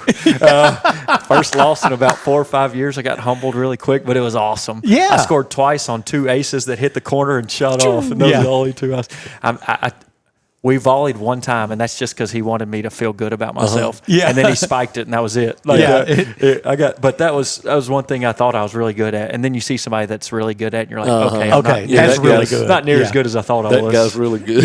And that goes back. It's like we talk about all the time is, every young man on that Razorback football team was the best player at his high school. Mm-hmm. And then every man on the Dallas Cowboys was the best player at his position on his college team, maybe even in his conference. Maybe in the conference, for so sure. that it just keeps getting narrow. And, to me, it's like I had a buddy. We were both police officers, and we both made sergeant. And he would equate himself with sergeants like New York Police Department. And finally, one day, I got him a copy of the sergeant's exam for the New York City Police Department. You cannot even take the exam unless you have a bachelor's degree. And it is equated with the New York Bar Association. Oh, Lord. The difficulty level is, and he's like, dude, I said, we're not the same. Us being sergeants and them being sergeants, it's not the same. I mean, there were lieutenants at, for example, New York City Police Department who have law degrees, graduated law school, practiced law, and then became a police lieutenant. Guys with master's degrees and doctorates. The criminologists who have doctorates in criminology. And I'm like, just the title isn't the same. So, like I said, you'd be the best guy at the boys club and the best one at that one house in Abbeville, but then then I found a real one. Yeah. I found a real one. So I have an uncle and it's Cajun and he tells a story of him and my dad. They were in some little beer joint down in South Louisiana, and he said, and they were pretty much wiping up everybody and playing pool. And he said, then he saw the barmaid. She went and got on the phone and said, in come this guy with a case for his stick, and he's like, he grabbed my desk. We need to go. Come on, we need to go. That's it. He said, knowing your time is good. He's like, because that guy was not used to losing, and if we had won, we probably wouldn't have made it out there alive. So, or at least not with our intestines in place. Yeah. How about you, Boomer? What's a skill that you once had you wish you... Man, I just wish I could still run. With bad knees and bad back and almost 70, I realized. And then the other thing was running, but it translated to playing softball. I never played past high school, but softball became a big deal to us in slow pitch. And, when we had that team at the radio station and I went out and I couldn't run anymore, I realized, I was still in my early 40s or middle 40s maybe. Yeah. And that was 20-something years ago. And, just being able to run. Yep. I can't run anymore. Yeah. I can in my mind. My mind runs real well. It's just my legs won't. Again, if you use it or lose it. Yeah. So it's like my oldest son, he's 26, and I think he'd actually talked to you at one time about interning for you when he needed it for a college credit. Mm-hmm. He ended up going to Stephen F. Austin and doing a program there. But he told me recently, he said, you know, I've still got all my baseball eligibility left. He said, I ought to start doing some long tosses and get my velocity back up. And he said, I'd go play at OBU. And I was like, as long as you never had to hit. And I said, because I'm going to tell you, there's nothing you can do to prepare you for a fastball. Once you lose that ability to spot that fastball, I don't think you can get that back. And I had kids that would play for me 2 or 3, 4 years, and they're great little ball players, and then they lay out a year. And then that next year they're not a starter, and they don't understand. Well, one, everybody's bodies are catching up to them. 2, the older you get in organized baseball, the thinner the herd gets. You know, those kids who don't play a lot or play 1 inning and 1 at bat, they don't keep coming out. They don't keep coming to play. So the competition's better. And then 2, you haven't hit a fastball in a year. And now they're not throwing that same fastball they were throwing back in C League. They're throwing a different one now. And, and he's got breaking stuff now and stuff like that. So, if you could invite anyone, past or present, to this podcast to ask them questions, who would it be? I mean, my first answer I said, obviously Jesus. Dude is smart and not judgy. Sun Tzu. Yeah. The Art of War. And, such a masterful written theology on war that, written 500 years before Christ and is still taught at West Point today. Yeah. Nolan Ryan, love to hear some of those war stories from him. My dad. And, same here. And then I put either Ronald Reagan or JFK. Either one of those. I take Reagan before the Nancy got into the astrophysics or whatever. Decided that they needed to look at the stars and figure out how to be a president. How about you? That's a great question. There's a lot of different ways you can go. I remember playing Eastern Oklahoma. Matt Parker was a coach our first year, and we got whooped. Every phase of the game they whooped us. And I looked at my assistant, Coach Hayden Dow, and I said, this is what it feels like to play Nick Saban. This is what it feels like. Just feel helpless. So I think mine would definitely be a coach, but might not even be a baseball coach. I love Saban. And I do too. I love guys. Just talking to guys like that and getting their, just seeing how they are in person. And a lot of times how they are on the radio or how they are on the TV, that's exactly who they are. That's who they are in real life. Right. And I think that's hard to do, but I think it'd definitely be some sort of coach for me. Yeah, Coach O. I gotta move back to Baton Rouge, and I gotta get that closed captioning going. Well, best of luck on that. Spanish. We need an interpreter. Matter of fact, he did leave Miami and has moved back to Baton Rouge, and he said that during this whole coaching carousel, the only phone call he got, which I thought was interesting, was to see if he would be interested in being the defensive coordinator at the University of Arkansas. He said that in an interview yesterday. I'll be. I hadn't heard and that. I'm just telling you, if we had Bobby M.F. Petrino and Coach O, we'd be looking at a whole different football season. Whole different season. Well, that was my vote, but they didn't ask us. No one asked us, did they? So I'm still high on Silverfield. I think. Well, I'm telling you, I was very disappointed in a couple of guys, news sportscasters in Arkansas that downplayed that. And I was I think they called him second best. Leftovers or something like that. I didn't care for that, but like I said, Coach Saban, would love to have Saban. On almost years ago. Terry. Let's have Terry. Have Miss Terry on. Yeah, that's where the truth will come out. Nick can tell all those stories he wants to, but Miss Terry tell us the truth. Yeah. So. She can stand over there and dictate what he says. Yeah. That's right. That's right. I'm like you. I love to watch him on Saban because he now has the freedom to say some things he wouldn't have said before. You know what? There's no excuses. With the coach, when there's no excuses, I like to train dogs, and have learned from a guy that there's no excuses. I said, why can't I ever be right? He said, because you're not there yet. Yeah. And Saban, there's just no. He said, they asked Saban, what do you do in a very meaningful game? What do you say in the locker room before that? He says, we'd say the same thing every time. They're all every meaningful game games. every game is the most important game. And he said, just trust the process. That's it. Do what you're supposed to do right in your little box right there. And so, that makes it's easier to break down for 18 to 22-year-olds, perhaps. And plus, if you get that mojo going with them like they get, the thing I noticed about Alabama, and maybe this further afield than we wanted to go, is that they just did in the Saban years. They just didn't make the mistakes that the other schools would beat themselves. Yeah. He said, "Well, how do they get all the breaks?" I said, "Because they don't make any mistakes." Yeah, fundamentally, all those mistakes got left at home because I promise they did them. Yeah. They just Yeah. But you did it once, and you talked about you do something once for him. Yeah. You better not do it again. You better learn. And if you don't learn, you're gonna be sitting at the back of that chart. And the other thing was the third running back and the third linebacker were just as good as 1 and 2. Might have even been better. They were waiting them out. They were a senior. That kid who was at Alabama, he was like the third string linebacker, comes to Arkansas, transfers to Arkansas, and it's all SEC. Yeah. He's the dude. I mean, Well, how about Tua? Isn't he the one that went to Oklahoma and played? Who was the quarterback? Yeah, Jalen Hurts went Jalen to Hurts. Oklahoma. Jalen Hurts, that's Yep. it, yeah. And Because look Tua at took him. his place. That's Yep. it. And look at him now. Yep. Yeah.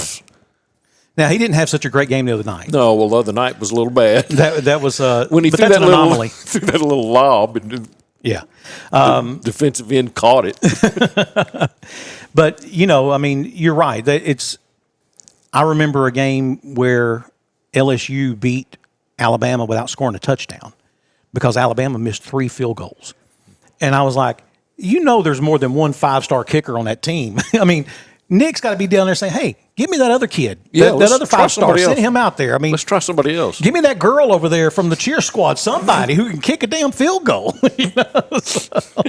But yeah, that's the other thing is, and that's what this guy who had been the baseball coach at Georgia was telling me. He said, "Man, some teams have to rebuild." He said, "Dave Van Horn, it's just next man up." And he said, just when you think, "Oh man, he's losing 3 great pitchers," he said he has 4 more great ones coming right behind him, and it's like, oh, okay, and I mean, what DVH has had 2 Cy Young Award winners, 1 for sure. I'm lost. I don't remember who it was. Left-handed pitcher. Cliff Lee, probably. Did Cliff go to Arkansas? I don't know if Cliff went to Or Arkansas. did he go out of high school? I think he went out of high school. Okay. The one I'm thinking of, left-hander, pitched for the Astros for a long time. Keuchel. Dallas Keuchel. That was him. Yeah. So but he's had Cy Young Award winners. Again, he loses more players to the Major League draft. Coming straight out of high school. That's where the portal has been really good. But then he goes out there and he finds like the Hawaiian kid, and then he gets his brother. The brother, and then you talk about hard loss, but Davlin. I thought Charles Davlin was their best player all year long. I love watching that. That guy's going to be in the big leagues. Yes. I like watching him play. And I think back to guy was he was a Golden Spikes winner outfielder for the Razorbacks. Benintendi. Andrew Benintendi. Yeah, there was no question. Yeah. His ascension through the ranks to get to the show was going to be short-lived. And kind of like Paul Skeens going from LSU. Man, you knew you don't have a guy who's that good that you let him flounder around in AAA for a couple of seasons. He's never going to sniff the Texas League or the Cactus League. He's starting off in AA and like a rehab assignment and then moving from there. And sure enough, was it a full season before he pitched? No, I think he went half a year, and then he was up there. He was moved up, and still dominant. So I will say this for Razorback fans: the 3-game series against LSU, we won the first game, shellacked LSU that first game, and shellacked Skeens. I think we won 12-1, 12-2, something like that. Of course, LSU took it out on us the next 2 days, But man. And, the hardest ticket to get is a baseball ticket. Every year they release that schedule, and I mean, I'm looking. I'm like, okay, I can go to this game, this game, this game, this game, and I go online. I mean, the day of, and it's like, When the year that you and I and Steve went and saw them, wasn't Benintendi playing that? That's when he was playing. Yeah. That was. I got a foul ball that day. Yep. And I was walking to the restroom, and I mean, it goes, bing, bounces right in front of me, and it goes up, and I just grab it, and a bunch of people start hollering, "Give it to a kid!" I said, "I will when I get home." Yeah, give it to my kid. So you come back, Steve and I sitting there, and I said, "Man, why did we go to the bathroom?" Because we're not girls. We don't have to go together. I have to go to the bathroom. Okay, go. We'll go then. No, I have to go to the bathroom. Here's my lipstick. Go. Yeah. Hey, what's a moment you realized you had grown up, and how old were you? You're asking good ones. Let's see. Moment I realized I'd grown up. Honestly, I'd probably go back to probably my freshman year of college. I still wasn't grown up. No. You know, still 18 years old. And I tell my guys this story every year. I called home at around this time, and they told me I was going to redshirt. And they told me it's the first time in my life anybody told me I'm not very good at baseball. I wasn't the best on my team, but I definitely wasn't the worst. And they didn't tell me I was the worst, but they pretty much did. Yeah. At least in my eyes, called home crying. And Dad wasn't ever tough on me. My dad's a tough guy. But he wasn't tough on me. If I needed to get something, he'd do it. But he told me, I said, "Hey, I'm quitting. I'm coming home." And he's like, "You come home, I'll come pack up all your stuff right now, and you're going to come work with me." I said, "Oh, I don't want to do that. I'll stay here." Yeah. And he said, "You're quitting because it's hard. Don't quit because it's hard. Quit because you don't love baseball." I said, "Man, you're right. That's quitting. it. I'm quitting because it's hard." And I was like, "Man, it's the first time he's ever really just laid the law down." Hey, your life can go one way or the other right now. And luckily he didn't really let me. Looking back, as one of the greatest things he ever did for me. He did a lot of great things, but that's probably at the top of the list. Definitely wouldn't be here today. So. Yeah. I was about 35 years old, and I had just given my kids some advice. And I thought to myself afterwards, I was like, man, did God just give me that? Is that just supernatural utterance that came out of or wisdom? And I found out it's a little of both, because I'm not that smart, And so I called my dad, and I was like, "Daddy, I think something's wrong." And he's like, "What do you mean?" I said, "Man, just yesterday, I had every answer. I knew everything. Just yesterday." I said, "Seriously?" And today I realize I don't know anything. I'm an idiot. And he's like, "Welcome to adulthood. It's about time you got here. We've been waiting on you." So yeah, I was about 35 years old, and it was just like, oh, wait. Oh, this is it. I already had 3 kids at that point. Yeah. And one in high school. And I'm like, oh, okay. Yeah. So I was like, I guess it's it comes with the territory. If you stick around long enough, it's like I tell my kids all the time. I'm like, "Hey, you see this gray hair? I didn't get this by being stupid. Stupid people don't live long enough to get gray hair. Okay, Yeah. I did this because I've learned a few things along the way. They get hurt on the monkey bars. That's right. or playing a good game of lawn darts." So, how about you, Boomer? When did you finally realize you were grown up? Yesterday? Yeah, it was just sometime yesterday morning, I think it was. 27 was the magical year for me for some reason. That 24 was still close to 21, 22, 25 was in the middle, and 26 was close to 25, and 27 was I had one child and another child on the way, and had a company that was not by any fault of mine that was failing because of the economy, in the oil industry where I was in Oklahoma, and I had to make some tough decisions, and luckily I had a family that helped me make some of those decisions.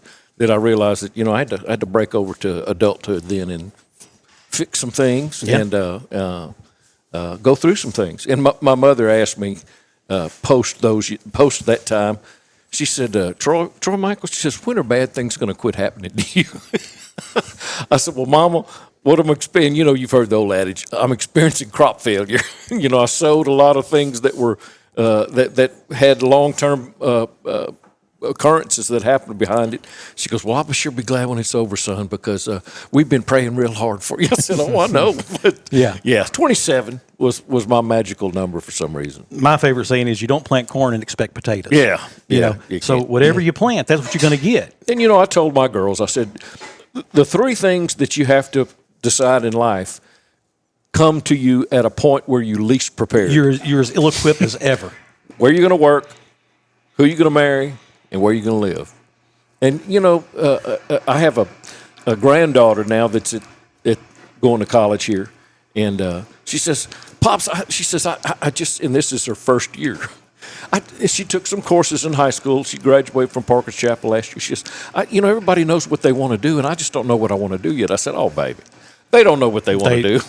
they just decided what they want to do and called it that.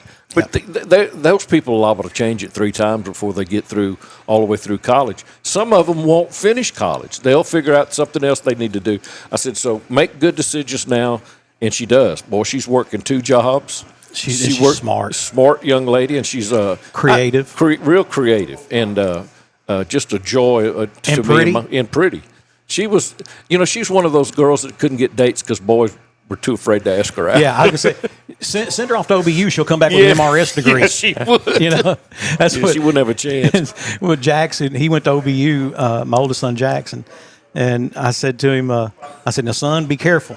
Don't fulfill somebody else's degree." And he's like, "What do you mean?" Yeah, MRS. I said, "There's a whole lot of girls up there after an MRS degree." Well, this child will come to church on her own. If her mom was working or going to another church with her boyfriend, she will come to our church and takes notes. I said, how many 18, 19-year-olds take notes at church? I said, I need to start looking, see what I need to follow her for a while. So, yeah. I tell my kids all the time, especially my older ones. I have 6, 31, 26, and 25, and then 18, 9, and 6. And I tell the older ones all the time, I say, y'all are much better representations of me than what I really am. Mm-hmm. My middle son, Cam, who's a teacher at the high school, he gets mad at me. He's like, Dad, stop saying that. You did a great job raising us. And I was like, look, my whole thing is I have not paid for my raising at all. Okay, not with them kids. I've never had to go get one of them from jail. My dad couldn't say that. I got arrested the first time when I was 14 years old. No one's ended up pregnant. My dad wasn't able to say that either. I was a hellion, and but by the grace of God, he saw fit that I didn't have to live that kind of life that I put my poor daddy through. I never really had a time of rebellion from any of them. Jax, when he was 14, I mean, he had a little spell there where few weeks where he's a little smart-mouthed and rebellious, and that's real easy to fix at 14, because you're not as much a man as you think you are, and but again, never really had a moment's trouble out of any of them, and be fortunate, very fortunate, because I've got friends that I've sat and cried with them and prayed with them because of the things their kids were putting them through, and the thousands upon thousands of dollars for lawyer bills and medical bills because they make bad decisions and rehabs and and on and on and on, and I've been very fortunate that you're lucky, you're blessed. I'm blessed. You're blessed. I got my second check. I'm blessed. There you go. Things that don't exist but probably should. A professional apology writer. And the reason I say this, I'm somewhat of a word Nazi. Okay, a grammar Nazi, if you will. I read things and I cringe. I'm not going to go correct people on their Facebook posts, for example. But someone will say, and I know there's a particular post in mind I'm not going to mention because it would tell who it is, but someone's husband passed away. And unexpectedly, I mean, he wasn't sick or anything. It was just all of a sudden. And all the people who were writing condolences, I understand you're writing a condolence, but proofread your condolence. And by that I mean, your condolence shouldn't have the words I, me, or my in there a whole lot. I was amazed at how many people made their condolence about themselves. Mm-hmm. I'm sitting here with my heart broken and I'm crying in my own lap, and my grandkids come over to ask me what was wrong, and me, and I don't know if I'll even be able to sleep tonight, and this about me and me and me. And I'm like, dude, she just lost a husband, can you talk about something other than me? Same thing goes for apologies. If you're going to apologize to somebody, the word "but" should never be in there. I'm sorry, but. You know, my pastor used to always say that the word "but" means erase everything I just said. That does. You know, I'm sorry, but. Yeah. You know, so in other words, I'm not sorry. Yeah. You know, and of course, if you're apologizing to someone, you should never use the words "my truth." First of all, that doesn't even exist. Yeah, there's no such thing. That's not a real thing. Yeah. But secondly, you know, just leave all that out. If you're sorry, just heartfelt, express it. So until people can do that, I think we need to have a professional apology writer. So what was the question? Things that don't exist but should. I forgot. Hey, short attention span? Yeah. Undo button. An undo button. Yeah. Where you can go back like 10 seconds. Yeah. Like you say something stupid to your wife, you're like, hold on. Yeah, just back and you it get up. a chance to say that Yeah, again. that would be a good one. Or just walk away. You know? Yeah, that'd be a good one for sure. You know, my wife is so much smarter than me, and it's hard to believe because she's married to me, but I will say something just totally stupid if she makes me mad. Yeah. And she doesn't do that. She just has the ability to walk away. Does she? Yeah. And I'm like, how do you do that? I want to learn that trait. You know? Yeah. Well, what it is I feel like I need to validate myself by saying it out loud. She don't have to validate anything. She knows she's right. She goes, okay. Yeah. Okay. Okay. And it's like she told me last night, she got home from work and I walked through. She said, too short. What are you talking about? She said, your hair. You cut it too short. Okay. I just left it at that. I was Good to afraid- see you too. I was afraid she was just telling you after all these All years. these years, yeah. Too short. Too short. You got to go. It's a tough day. Hey, I'm Can't still, come back from that. I'm still a good 6 inches taller than she is. Earlier, I think you said 5'6". I'm like, on my roster, you'd be about 5'9". Yeah, that's right. 185. We measured him in cleats. Yeah. They were brand new cleats too. The spikes are really big, not Old worn cement. out. Yeah. I always said, yeah, I'm 5'10" in Gene Simmons boots. Yeah. So, you know, because I am short, I had 2 offers and coming out to play baseball. And both of them were to junior colleges. One was in Indiana. I don't even remember, you know, the name of it or any of that. And the other one was in South Illinois. And I asked my coach, I said, Coach, what do you think? And he's like, Sanford, you're done. You know, I mean, you're obviously you're not going to go, even if you go play there. That's it. You're not going to go any further than that. And he said, but think about this. You're going to play your first home game there in about May. And I was like, why? He said, because the field's under ice. He said, you're going to spend every waking moment in a bus that breaks down in every little town you come to go play baseball for what? An eighth of a scholarship? Yeah. Throwing the ball inside to each other. You know, and he's like, in a gym. He said, that's what you have to look forward to. If you need the help to pay for school, he said, you're just not going to get a lot of schooling done being on that yellow dog breaking down every few miles. He said, I'm just telling you. And so that talked you out of it. Made that decision pretty easy. Yeah, you know? cold weather baseball will do that to you. Yeah, that's the other thing is, you know, I'm thinking, man, I remember what it was like out here running around in February, chest burning, you know. So let's see. You know, so we have an undo button. What about a pause button for people? I'm not looking to control people. I just want to make them stop, especially them kids, them littlest ones. I just, tick, just they have to stop. Just let me have just 5 minutes. Oh, I see what you're saying. Without hearing my name. I see what you're saying. You know, there was a time in life where if I wanted to enjoy something, I had to go to the bathroom. If I wanted to read something, if I wanted to enjoy a snack, I would eat in the bathroom because it was the only place I could get by myself. Yeah, and then the princess, when she was a baby, you'd see a hand under the door. Yeah. You know, so. Can you see this, Daddy? One time her mama was in there taking a shower, and she went and got some crackers and put them under the door, trying to entice her mama to come open the door. Oh, Lord. A dream DVR, something that records your dreams. So you can remember them. From the night before. Yeah. That way we could all watch them. And a quick delete button. Yeah, definitely need one of them. But that way we could watch him and see if Boomer's wearing pants and all his. He says he's never had a dream where he wasn't wearing pants. Not that I have. I'm just saying. I'm gonna pause that one. Let's cut that out. Not going to be involved in that one. Hey, you remember that undo button? You got one of them? So we're going to take a break. We'll come back, and we'll have some more coming up for you right after this on Off the Back Porch. Everybody loves a parade, and hilarious pizza throws parades all week long. Bring the family in for your favorites, or explore the variety that Larry's Pizza offers. Come join us at Larry's Pizza for the greatest parade ever. Every gift tells a story, and at Especially For You, they help you make it unforgettable. Birthdays, wedding showers, baby showers, graduations, or just because. Especially For You creates one-of-a-kind gifts made to touch the heart. Anyone can buy a gift card, but the best gifts aren't bought. They're made at Especially For You. Stop by and visit Especially For You and find the perfect gift for life's special moments.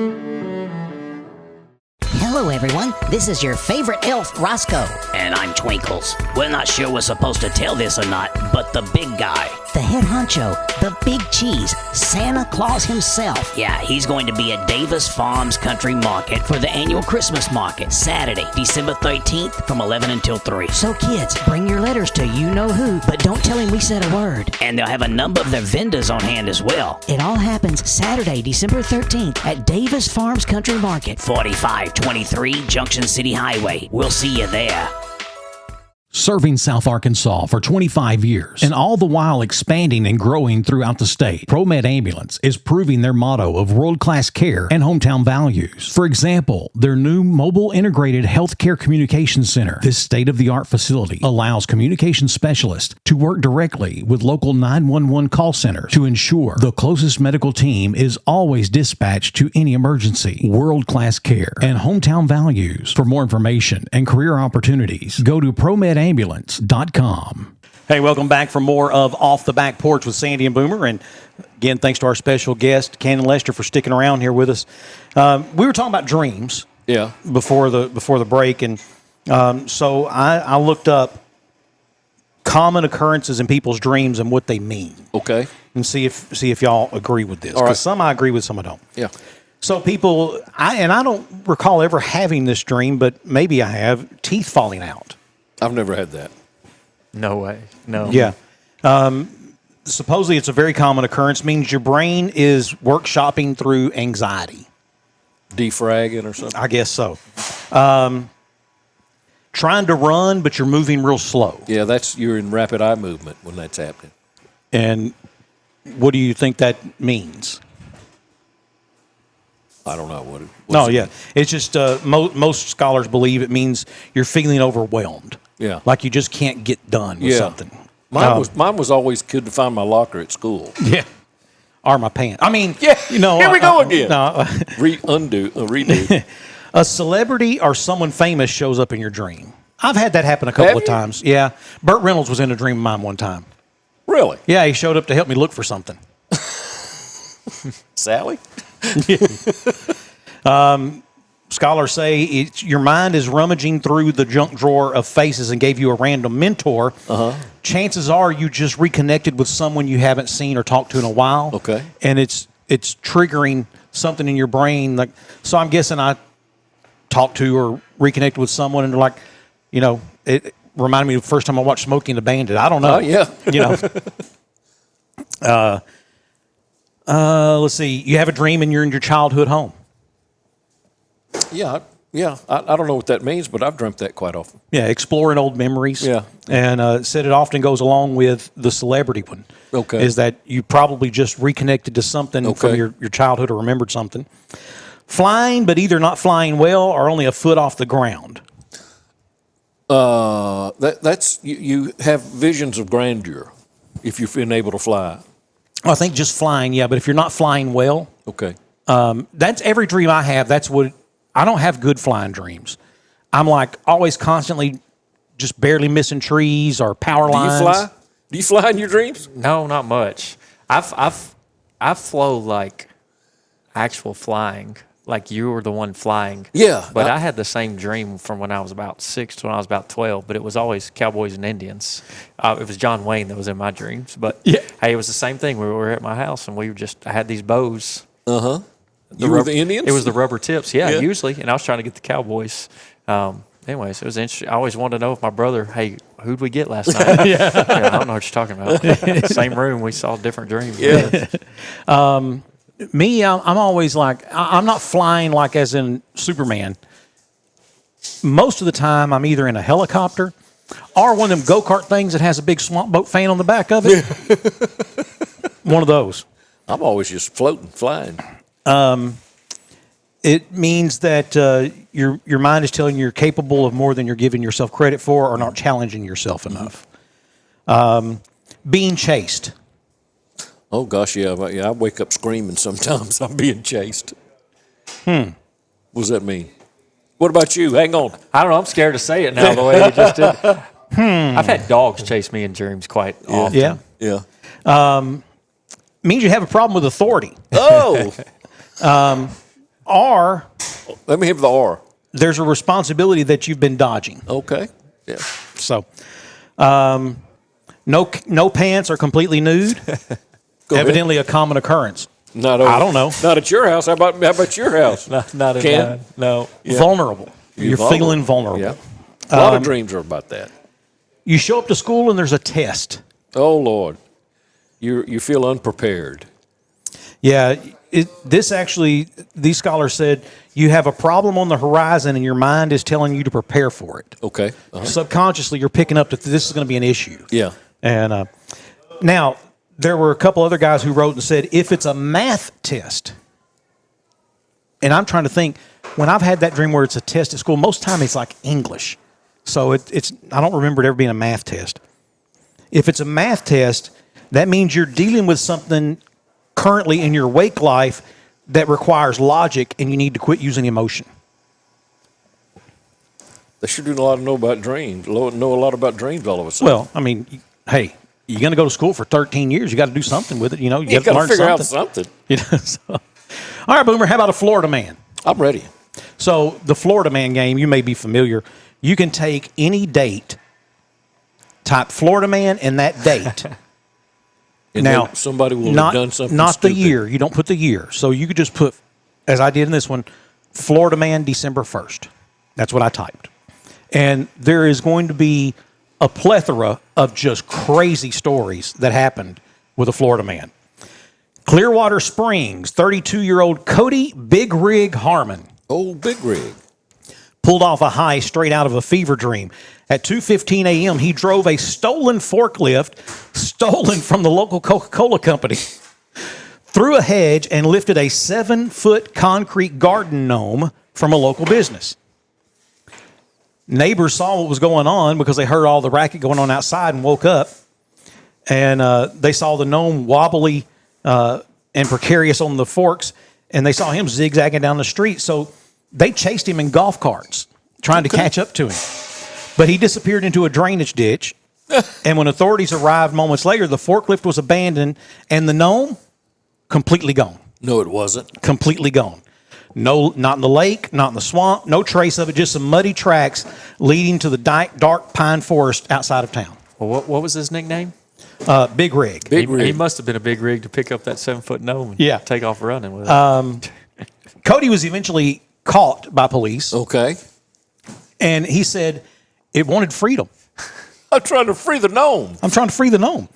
Police aren't buying it, but Clearwater Springs is buzzing with the theories. Did it walk off? Is it hidden in someone's yard? Where did it go? Because Cody's like, I don't know where it's at. Oh, come on, Cody.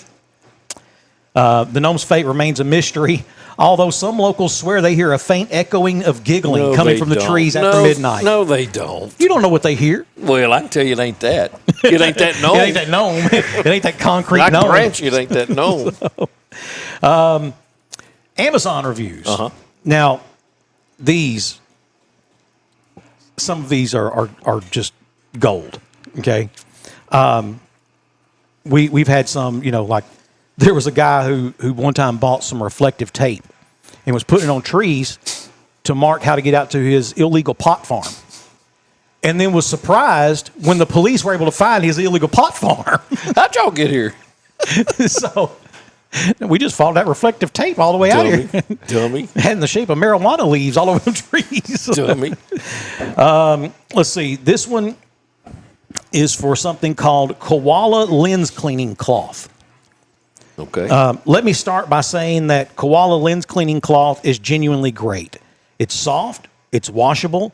Wipes smudges off my glasses like a tiny microfiber ninja. But the name, that's where I'm emotionally misled. Koala lens cleaning cloth, excuse me. I ordered this fully expecting at least a marsupial mascot, a faint eucalyptus scent, or even a little paw print on the design. Instead, I get a high-performance microfiber cloth that is made 100% with lies and 0% with koalas. Dear Lord. Yeah. They've got too much time on their hands to write Amazon that review. This one is titled, Didn't Know I Could Hate Tape.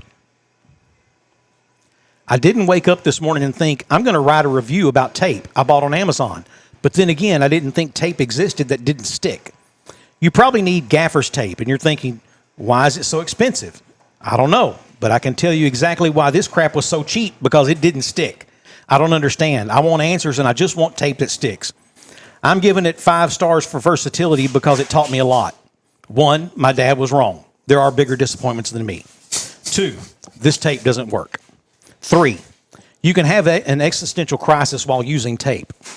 Number 4, this tape doesn't work.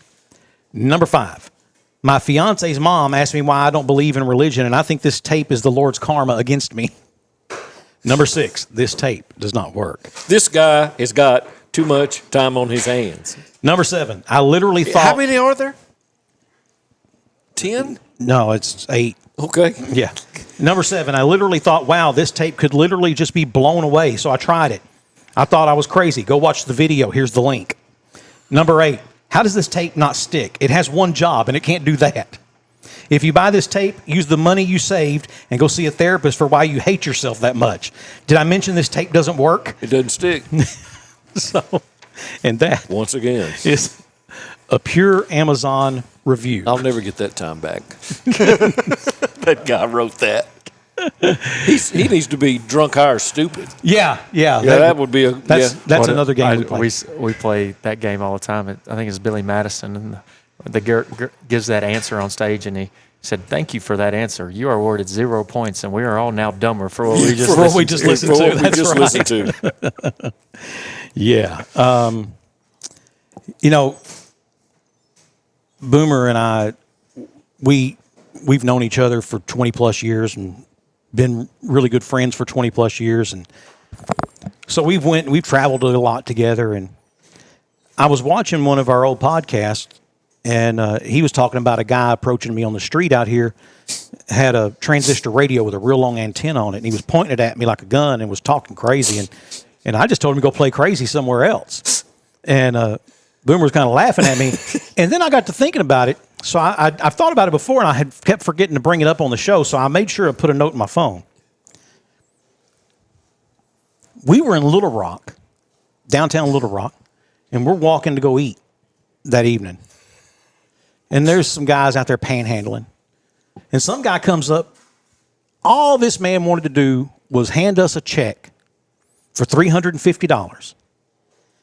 We would just give him $100 because he's trying to get to church. That's all. And what'd Boomer do? Do you remember? I think I told him to go jump or something. I don't remember what. Much, yeah. I mean, it boiled down to that. But I questioned his validity of this check. I said, "So you think I'm going to give you $100 and you're going to hand me that and we're going to have a square deal?" He said, "Yeah." I said, "Well, then why don't you just go cash it? If you need, then you'd get $300 and you'd still have that $100 that you're about to give me. I mean, I'm about to give you." So anyway, he was drunk, high, and stupid. Yeah, Boomer ran him off. So you didn't take the deal? Yeah. No, passed on. He passed on a great deal. Yeah, no. And it was crumpled up. It's like it's been in his pocket for 6 weeks. The funny part was this guy had been trying to get us to stop for a block. He's right behind us. "Hey man, come on man, I just need to talk to you. Man, come here, man, listen. I just need to talk to you for a second. Come here, man, come here." And finally Troy's like, "What? What is it? What do you want?" And that's when he come out with that check. And he's like, "Crackhead." "What?" You want to give me a check for $300? Man, I'm trying to get down there to the church. I'm trying to get to church. I don't know why Boomer didn't want this guy to go to church, but evidently.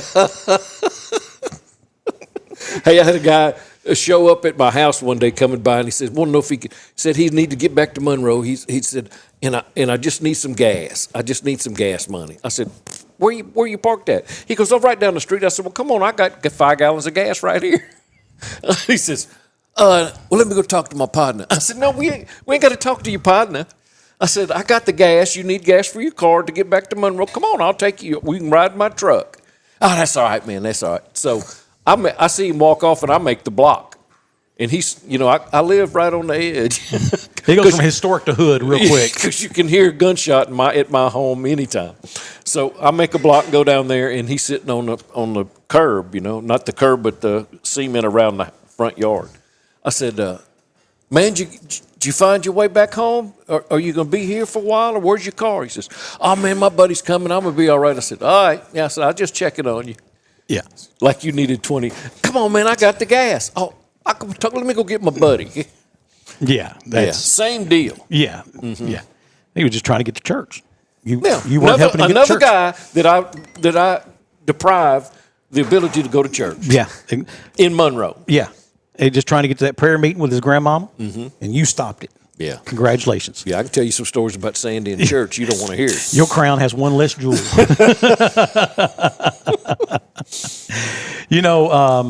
Pastor Steve, who pastors that church down there in Texas that I grew up in, Steve owns a Little Debbie franchise, and which is super cool because you get to know what's coming out before the rest of the world knows, and so he knew Christmas tree cakes were coming, what day they'd be here, what day they'd be on shelves, and and then my favorite is I like a Nutty Bar, but at Christmas time they make white chocolate ones, and that's what I like. I like those Nutty Bar white chocolate ones. Mm-hmm. I've never seen those. Yeah, they're pretty good. But one time Steve had I was young, maybe 19, 20 years old, and I was unemployed. And Steve's like, "Man, I could use some help on my route. Why don't you come ride with me on my route?" I was like, "Okay." And, I worked for Coca-Cola forever, so I knew all the stores. I knew all the managers, and, the concept wasn't foreign to me at all. So we were at this Walmart, and we're putting stuff on the shelf. And he's like, "Okay, I've got another load I'm going to bring in, and I'm going to put them on the other shelf. You just finish putting this on this side." I'm like, "Okay." And I see him walk by. He's over on the other side, and he gets all his stuff put on the shelf, and he walks around the corner, and he sees me laying on the floor just doubled over laughing. And he's like, "What is wrong? What's going on?" This little boy came up, and he's begging his mom all the way up and down the aisle. "Can I have something, Mama? Can I have something? Something, Mama? Mama, can I have something? How about some of those?" And she's like, "No, those are for your daddy's lunch." And, "Oh, Mama, can I have something? Something?" She said, "Fine, pick something." And so he walks over and he's looking. You know how kids will do. They'll stand there for 10 years if you let them, trying to figure out, now I get to pick one thing. What do I want? I want it to be good, And he reaches down there and he picks up a box of Little Debbie crackers, and it's cheese on cheese. And, some of them are the cheese crackers with the peanut butter, but these are cheese and cheese. And he turns around, hands it to his mama, and she yells about as loud as I know a person can yell, "Cheese on cheese," like it's a question. "Boy, you already got the bowel troubles.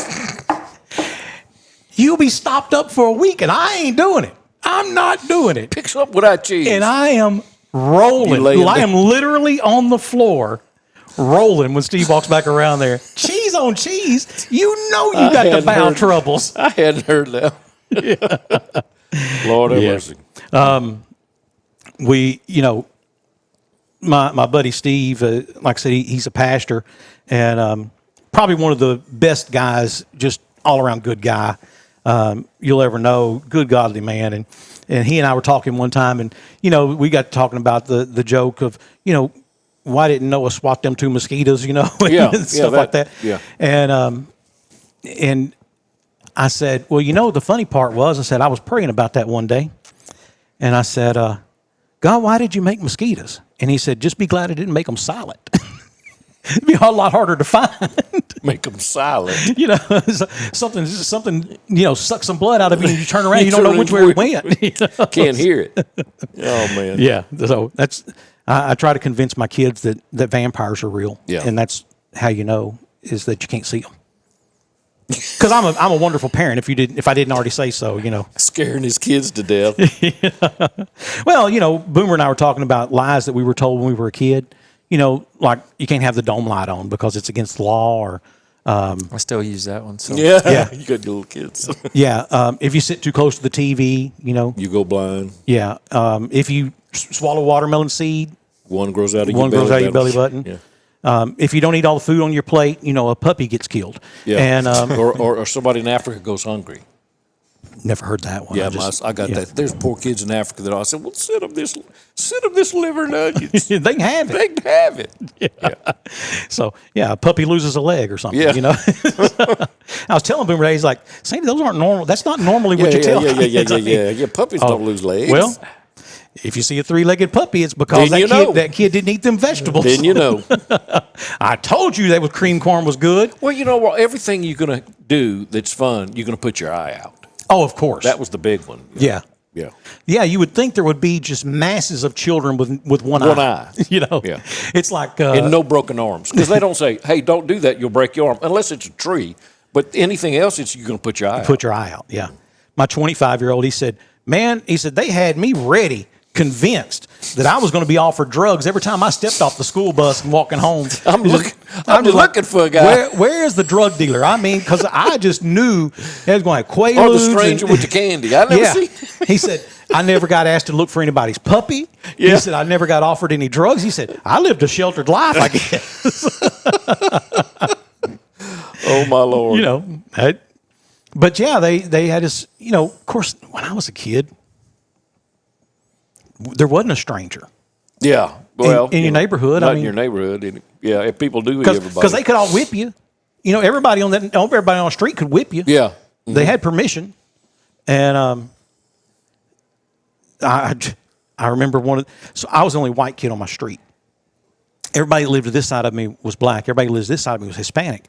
And I remember one time we were over playing at my friend's house and Jarnell, and his mama come out and she said to one of the other boys that was playing with us, said, does your mama whip you?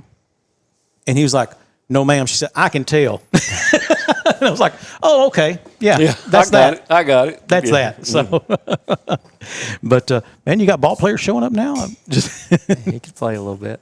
Yeah. So, all right. So when does your season start?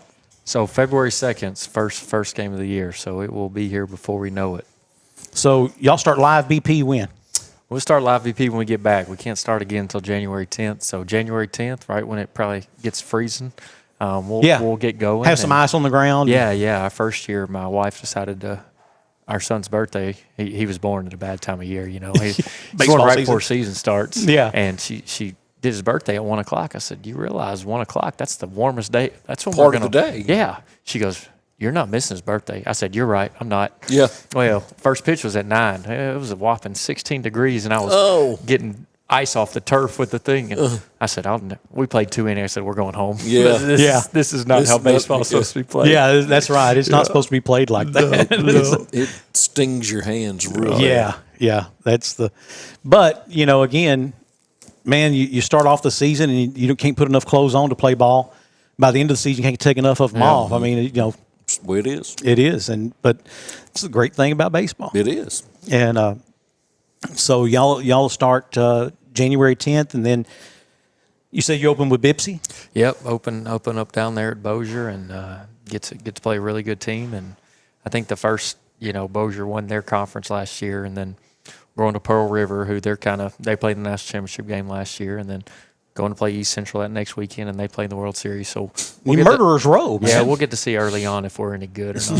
Yeah. Every year I do it, and then I come home, and my wife's like, "Why do you keep doing that?" I'm like, "I don't know." I don't know. You're talking about birthdays, and so my youngest, he was born November 5th, and I got home one day, and my wife was pregnant, and she said, "Come on, let's go for a walk." And I was like, you do realize the World Series starts here in just a few minutes, right? And she's like, look, I'm trying to have a baby. I don't care about the World Series. I said, well, then let's go. If we can make one loop and I can be back for first pitch. The way you said that, you said, I came home one day and my wife was pregnant. Like you didn't know that. Well, it was a surprise. I'm just not even sure how it happened. It was the Immaculate Conception. Yeah, people ask me all the time, say, you got 6 kids? Yeah. You know how that happens? I sure do. And I enjoyed every single minute of it. Wasn't much more than a minute, but I enjoyed it. Okay. Dadgummit. Okay. That's why you're always naked. Button. Yeah. Undo. Yeah. So, hurry up, end this thing before we say something else. Yeah, we'll say something else. That's right.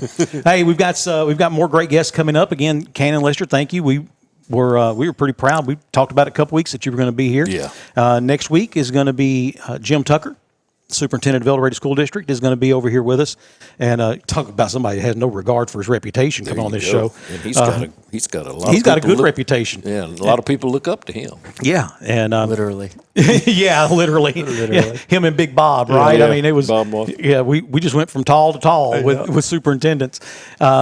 But yeah, he's coming up. Chris Plants, our buddy from the FBI, he's coming back, and we're going to do a special show in January about online safety for your kids. Okay. Because, again, we've talked about it. It's way too easy.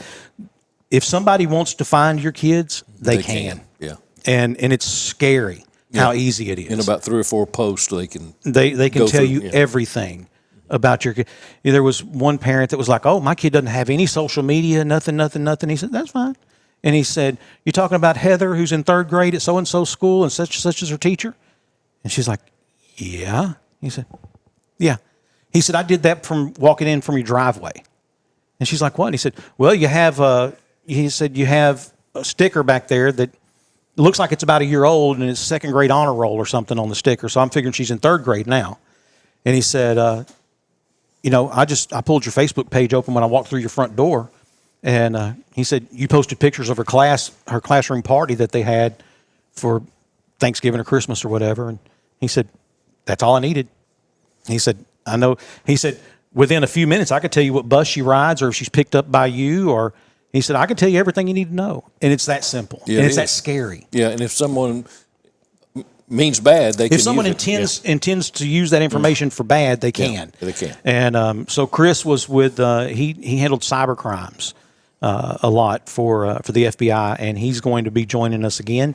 And great story. Yeah, and him and what he went through at the FBI he was eventually fired from the FBI for refusing to go over to some woke theologies. Yeah. He refused to hire someone just based on the fact that they were transgendered. And take his Bible off his desk. And take his Bible off of his desk. And they wanted him to hang some woke stuff in his office, and he wouldn't do it. And so they fired him. And, and the bad part is it's like 6 months, and he would have been fully vested in his pension, and now he gets none of that. And but he started a ministry down in Minden, and man, I'll tell you, they're all the time doing something that's raising money, but it's not for him. They build more wheelchair ramps. How do you know that many people who need them? Mm-hmm. But they're all the time they're building one. He'll send out a thing on his Facebook page, said, "Hey guys, we got a wheelchair ramp. We got enough money. We're gonna build a wheelchair ramp. Meet me at such and such place tomorrow." And he said there'll always be 20 guys show up and they'll knock out a wheelchair ramp just like that. Yep. So yeah, Chris Plants is going to come back with us, and then we have BJ Knowles, who's going to come, and he's going to do a special edition of the show about bass fishing, and that's coming up in January as well. And we've talked to Claiborne Deming about coming on the show, and to Carl Malone, and they both agreed they're going to come on. We just have to work those dates out. So Madison Murphy's going to come on the show. So we've got a lot of great shows coming up. That's great. Looking forward to it. Do I have to be here those days? I feel very intimidated by all them people. You don't feel intimidated by anybody. I don't know what you're talking about. Look, this guy can sing. I can't do it. I have no talent. At least he can sing. Yeah. I thought about going back to like pre certain things, and say, hey, I used to get to sing solos, Yeah. and then life happens and you can't sing anymore. Well, or nobody asks you anymore. Get my age, they don't. I used to sing for weddings. Now it was funerals, and now I don't even sing for those. Yeah, they don't. I've never been asked to sing anywhere. And no one even says sing for your supper. It just, All right, that's going to do it for us. We really do appreciate you being with us. Hey, God bless you. Have a Merry Christmas, and we'll see you next week on Off the Back Porch. With a history of being the voices you trust, this is Off the Back Porch.